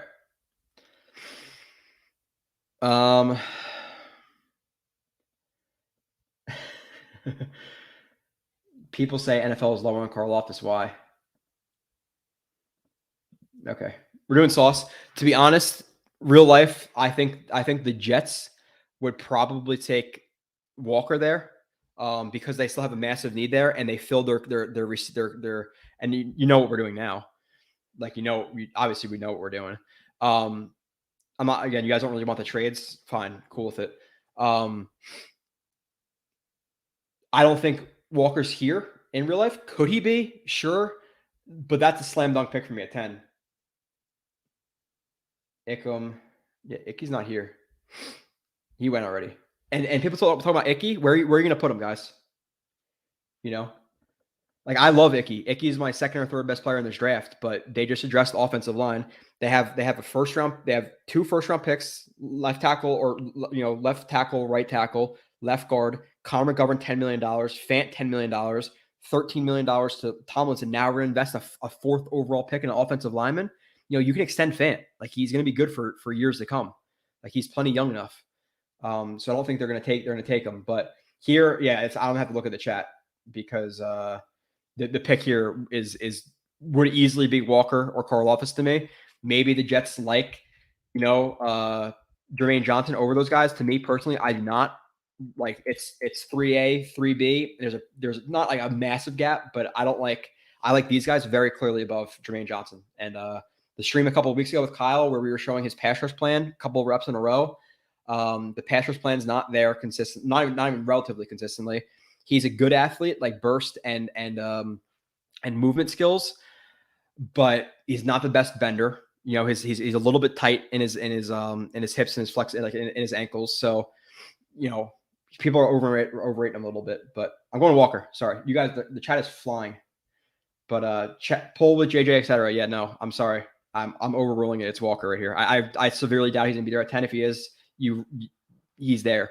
And don't give me the he'd only be there because of the combine stuff. I had him there before the combine. The combine only confirmed it. So Steven says Icky was going to play guard for us. Okay, so who's not playing guard? Who's not playing guard? You just signed Tomlinson. You have AVT. Who's not playing it? Trade down here. No, not taking those. Okay, so now biggest needs on the Jets. We addressed corner. We addressed edge. We still have a massive need at receiver. And we still have I would say a big need at linebacker.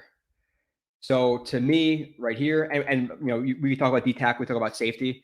But to me right here, because let's just assume we didn't get a guy, I'm thinking Hill is Hill here, right? Yeah, I'm taking Hill or I'm taking Dotson. Is there anybody past like Dotson a little bit? I'm kind of split. I'm honestly kind of split on this one. Raw power, I agree with you there. Icky only if you're booting Becton. Yeah, that's the only way I see them doing that, and I severely doubt they're going to get rid of Becton to just fill that spot with another guy. Like if they like him that much, okay, I get it, but I don't think that'd be the best use of resources unless they're really down on him. Kev Trotter, can you see Walker being a bust like Copels? I can see anybody being a bust, but I think Walker is much more of a dog than Copels ever was. That whole Tarzan like looks like Tarzan plays like Jane. It does not describe Walker at all. The guy's a dog. So, yeah, Dax Hill. I'm with the Dax Hill love right now. The only thing that concerns me, the Dax Hill stuff right now. But listen, like then again, BPA and Dax Hill to me is the best player available right now. So do we risk it that Dawson's going to fall 3 picks? I think we do. And then you have a combination of Dax Hill and Whitehead as your safeties, dude. Like, damn.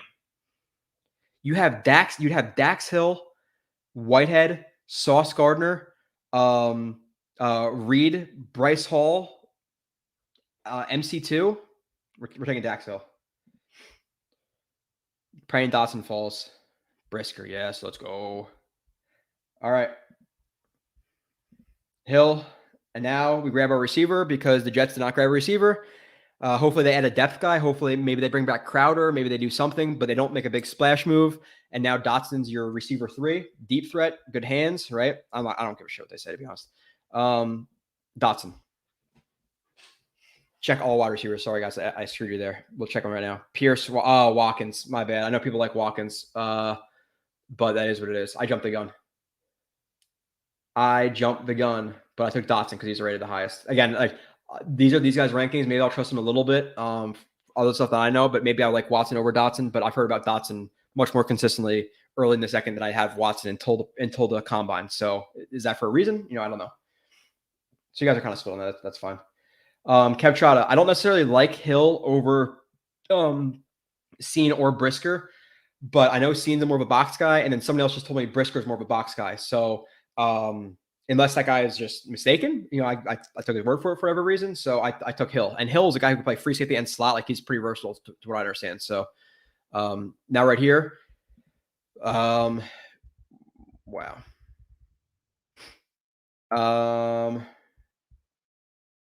Running back 2. So the by far the biggest need on the team right now is linebacker to me. Do you want to reach for need? No.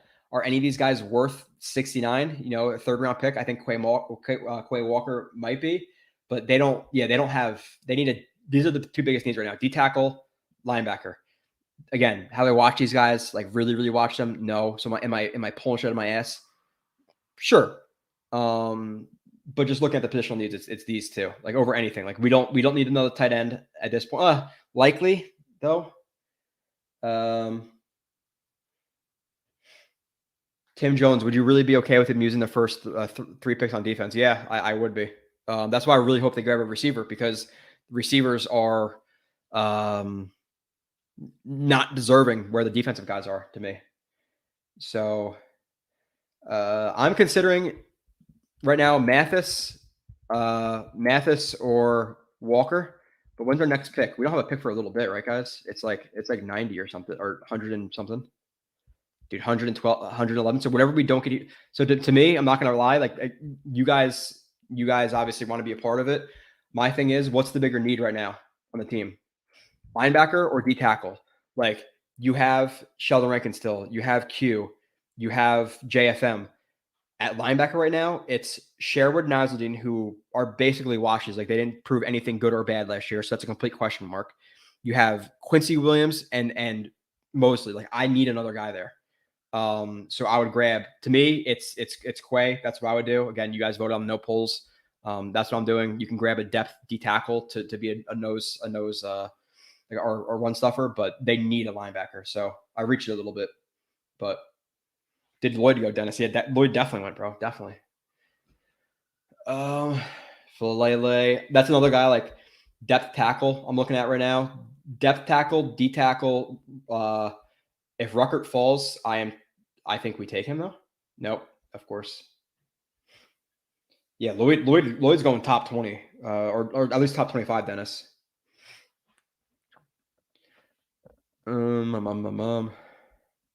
No trade downs, kind of still limiting ourselves. So to me, we're just not going to do trades. Everybody does trades. Kennard the guard, right? He's gonna move the guard. That's where we talk about the Senior Bowl. So you could take him as a backup guard. But with that being said, right now, D tackle, running back, offensive tackle, and even a third tight end like Jake Ferguson is a straight up blocker. Do we get Jake Ferguson? Do we get Jake Ferguson? Now your tight end group is solid as hell. You have 3 guys who are good. Ferguson learns behind those guys. Comes in on in heavy personnel. Running back. People want running back. D tackle is he like a 6'4", 282? No, you don't want that. You want guys a little bit bigger. Running back though, like who are we looking at? Williams, Pierce, Zonovan Knight, Brian Robinson. What's our next pick? We could wait a couple picks for those guys, right? I would take Ferguson in my mind. Because those guys are kind of bunched together, and I think Ferguson's like the next best guy. I'm taking Ferguson. All right. Sorry. You guys might hate the draft, but I'm doing kind of what I think maybe the Jets. I would do this trade, but let's not. You guys want to take a trade? You just want to take it? The first 2 of yes or no, I'll take the trade or not. I don't really care or not, but if you guys don't care, I don't. If you guys want to take it, I'll take it. Sure. Richard wants an extra pick. Does anyone else want an extra pick? Nobody cares. Get the draft over with. Counter, never trade with Belichick. We'll take it, whatever. Then we just traded with him last year. We just got an extra pick. We'll dress some depth. Jelani Woods, receiver. Okay.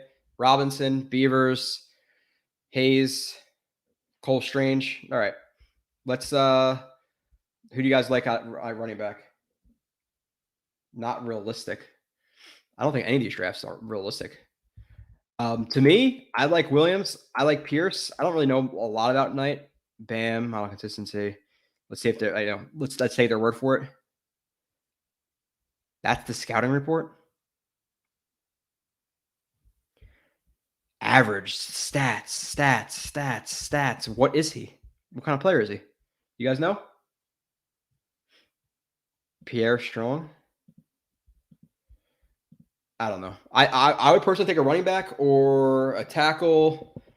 Rasheed Walker. I like from what I've heard about him. I like him as a depth guy. The Jets desperately need a depth guy, and then we also are looking at D tackle too. So Pierre Strong. We missing linebacker and D tackle? No, Kev, we got a linebacker. Power guy who can also move. That's what Ben Collins is saying for Zonovan Knight. Joe, look at the RAS scores. RAS 4.53. That's low. 177. Damn. Pierce 661. D tackle. You guys want D tackle? I don't know. I'm gonna do this and then I'll take some chats and then I'll probably log. I'm not. It's already been 3 hours. So do I do call-ins now? I don't know. Harold Knight is slow, has poor vision in games. I watched him. I can block for him. He just got less yards than we should have had. T tackle from Connecticut. I think that's the biggest, probably we're gonna take a T tackle. Screw it. Or no. Ridgeway? How big is he? 321. All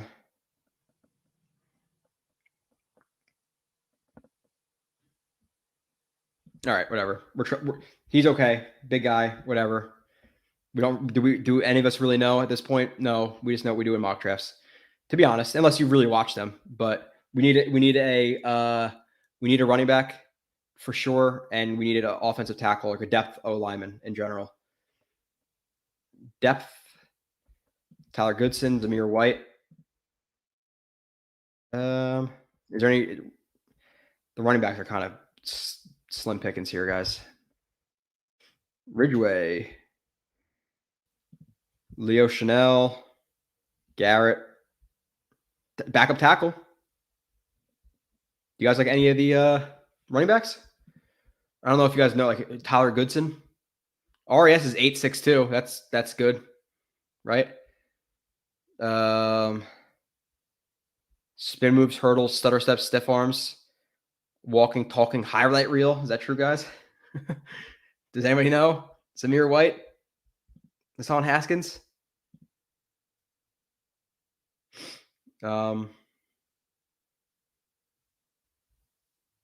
Goodson? All right, Nathan, trusting Goodson. I'm trusting with Goodson. We're just plugging holes right now. We're plugging holes. Let's find a depth offensive lineman and pretty much call it a day. Haskins, I'm sorry, Ben Collins. We can grab another one, maybe. Is he going to fall? He might fall. What picks do we have left? I wouldn't be mad at grabbing 2 running backs in like the 6th round. Why? Who cares? 2 picks left. I would say a tackle and maybe another running back. What do you guys want? Corner? Didn't he test well? Oh no, he didn't. Oh, that's Davis, right? Zamir White, Charlie Kolar, but we already drafted a tight end, so I don't think they're going to grab another one. Georgia. Gangrene. Trayvon was the 4th best player on his own defense. Nakobe Davis Quay. No. Nakobe, yeah.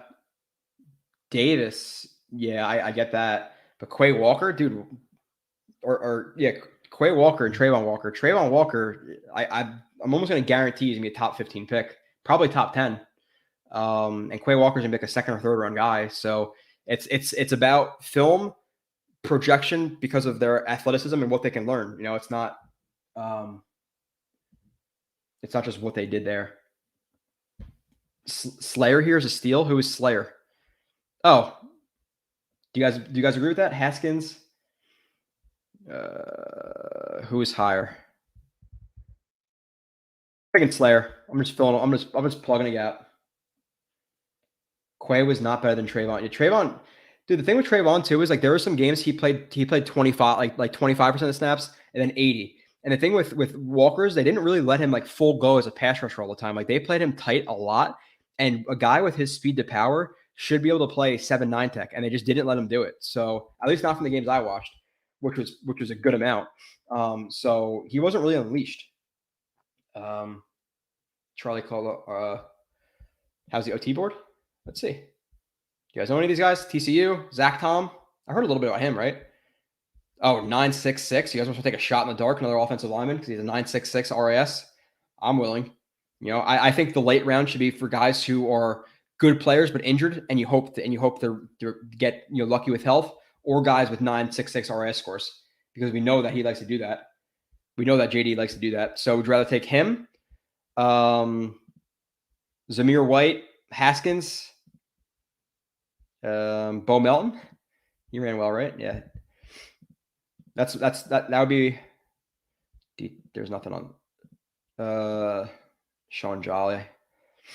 No, that's the vote. Like, dude, would you guys want Zach Tom for the RS, or would you want Hassan Haskins and get it'd be Hassan Haskins, Tevin Coleman, and whoever else we just grabbed, and Michael Carter. Zach Tom. Okay, Zach Tom, swing in the dark. All right, guys, take a look at the draft. I'm going to close it out after that. I'll take if you guys have anything else. Again, sorry to do call-ins, but I had to rush topics. I've been talking for 3 hours and 12 minutes, and I didn't even get close to what I want to cover. I didn't even get close. So, is there any way to just fast forward this shit? I did it on normal. Zamir White's RAS is also 9+. Okay, but we grabbed who? What was his name? I'm forgetting already. Team needs, this is what they're saying: safety, linebacker, corner, edge, tight end. Secondary need. Linebacker, edge for sure. Oh, come on, you son of a bitch. All right. Let's just talk about it, and we'll talk about the roster a little bit. If you guys have anything else to throw out there. Kev tried to next time choose a fast setting. Yeah, I wanted to see who was going at the time if I wanted to trade up for anybody. And then literally the only time that I would have done it, I fucked it up and didn't do it. So Tracy Smith, Bryce Hall was a player that was hurt in college. We took a shot on him, so injuries don't scare me. So it's a case for Drake London early on.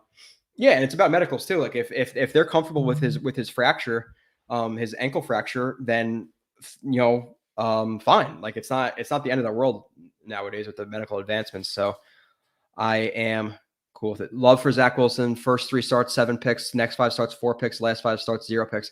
And the thing about that, Harold, too, which I love that comment. And you hear people talk about Zach Wilson like he did nothing this year. Like, I get the beginning of the year was bad, but did people not watch those last 5 games? Like, how do you watch the game against the Bucks, the game against the Jags? I don't give a shit what he threw for in that game. And some of those other games at the end of the year and at the Eagles game and be like, oh, he did nothing. Like, he's a complete risk. What? Assuming the Jets drafted edge at 4, who can you see the Jets drafting at 10? Blake, it depends on what they do with the receivers. I think it's going to be a receiver, one of the linebackers, or Kyle Hamilton, if I had to guess. So Lloyd, Dean, Hamilton, Drake London, Wilson would be my 5 guys who I would guess it would be. What do you guys give this? This is assuming that our roster stays relatively the same. I would hope they're going to add at least a receiver. The way they've been looking at the receivers, I think they're going to at least add a guy, a capable guy. Maybe not, a Brandon Cooks, but they're going to add somebody. So we had our starting corners being London is good, but not a top 10 talent. I don't think any of the guys are top 10 talent, to be honest. So that's fine that you think that. But he's the best route runner. He's the most polished guy. Wilson has the ability to be the best route runner because of his lateral explosiveness and his ability to stop and start.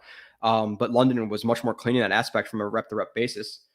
But corners would be Gardner, Bryce Hall, and what's his face, Reed, and Eccles, and MC2. Our D-line is obviously you have Lawson, Walker, JFM, Q, Sheldon Rankins. Safeties is Hill, Joyner, Whitehead, Ashton Davis, whoever else you want back there. Receivers, you have Dotson be the 3, which, all right, Fine. Next, Quay Walker.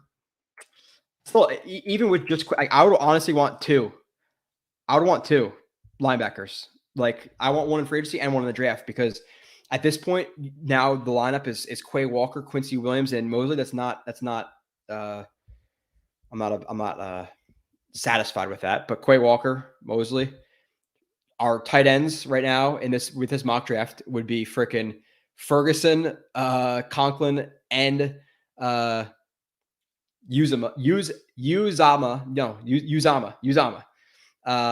Added Ridgeway, added Goodson, Slayer. B+. Okay, I'll take it. Nathan, how many starters there? Gardner starts, Walker starts, Hill starts, Dotson, 11 personnel starts, Walker, in my opinion, starts over Quincy. Maybe it takes a couple of weeks, but you probably have 5 right there. Dotson, happy about Zach Tom. Trade down from 4 is ideal. I agree. I agree with that, Kev. I just don't. What team is going to trade up for what at 4? B. You'll get it, Joe. Uzama. Yeah, I know. It's just when it comes up quick, I want to say Uzama. Solid B. All right, I'll take a B. That's fine. Daniel Stern, what are your favorite? I'll exit out of this. I'll just bullshit with you for another minute until maybe the wife gets home. I don't really know what's going on. Again, you guys keep me awake, so I need to stay awake for a little bit longer so I don't screw up my sleep schedule, which is beyond blasted at this point. But let's see what you guys are talking about. First takes on Conklin, Daniel. I was talking about him before. He's one of my favorite signings. I was not anticipating being as impressed as I was. Oh, that's why too. We've been on for 3 hours, and I see Ryan on and Green Bay on. I get it. I'm gonna jump in Ryan's stream maybe. But we will likely make the playoffs in this draft and free agency, in my opinion. Yeah, Harold, I think we'd be close. Like what with that draft, what holes we really have. We want like another depth receiver. We want another linebacker. Past that, like, what are we talking about here? If we take Hamilton, he's basically a unicorn. I think he could be a unicorn cornerback, safety, linebacker, but that's a big leap to make. He's not as technically refined as I thought he was. Dotson, Ferguson, I could have done without, but I love the 2 Georgia picks. All right. What are you cooking? What are you cooking for wife? I'm not cooking shit. She made a really good like a steak salad the other day. It was awesome. But all right, I'm gonna bounce. I might join Ryan's stream. So I'm gonna end. I appreciate you guys. And I will catch you in the future next Thursday with Kyle. And we're gonna go over all the stuff and rest of the free agency moves. So appreciate you, and I'll see you soon.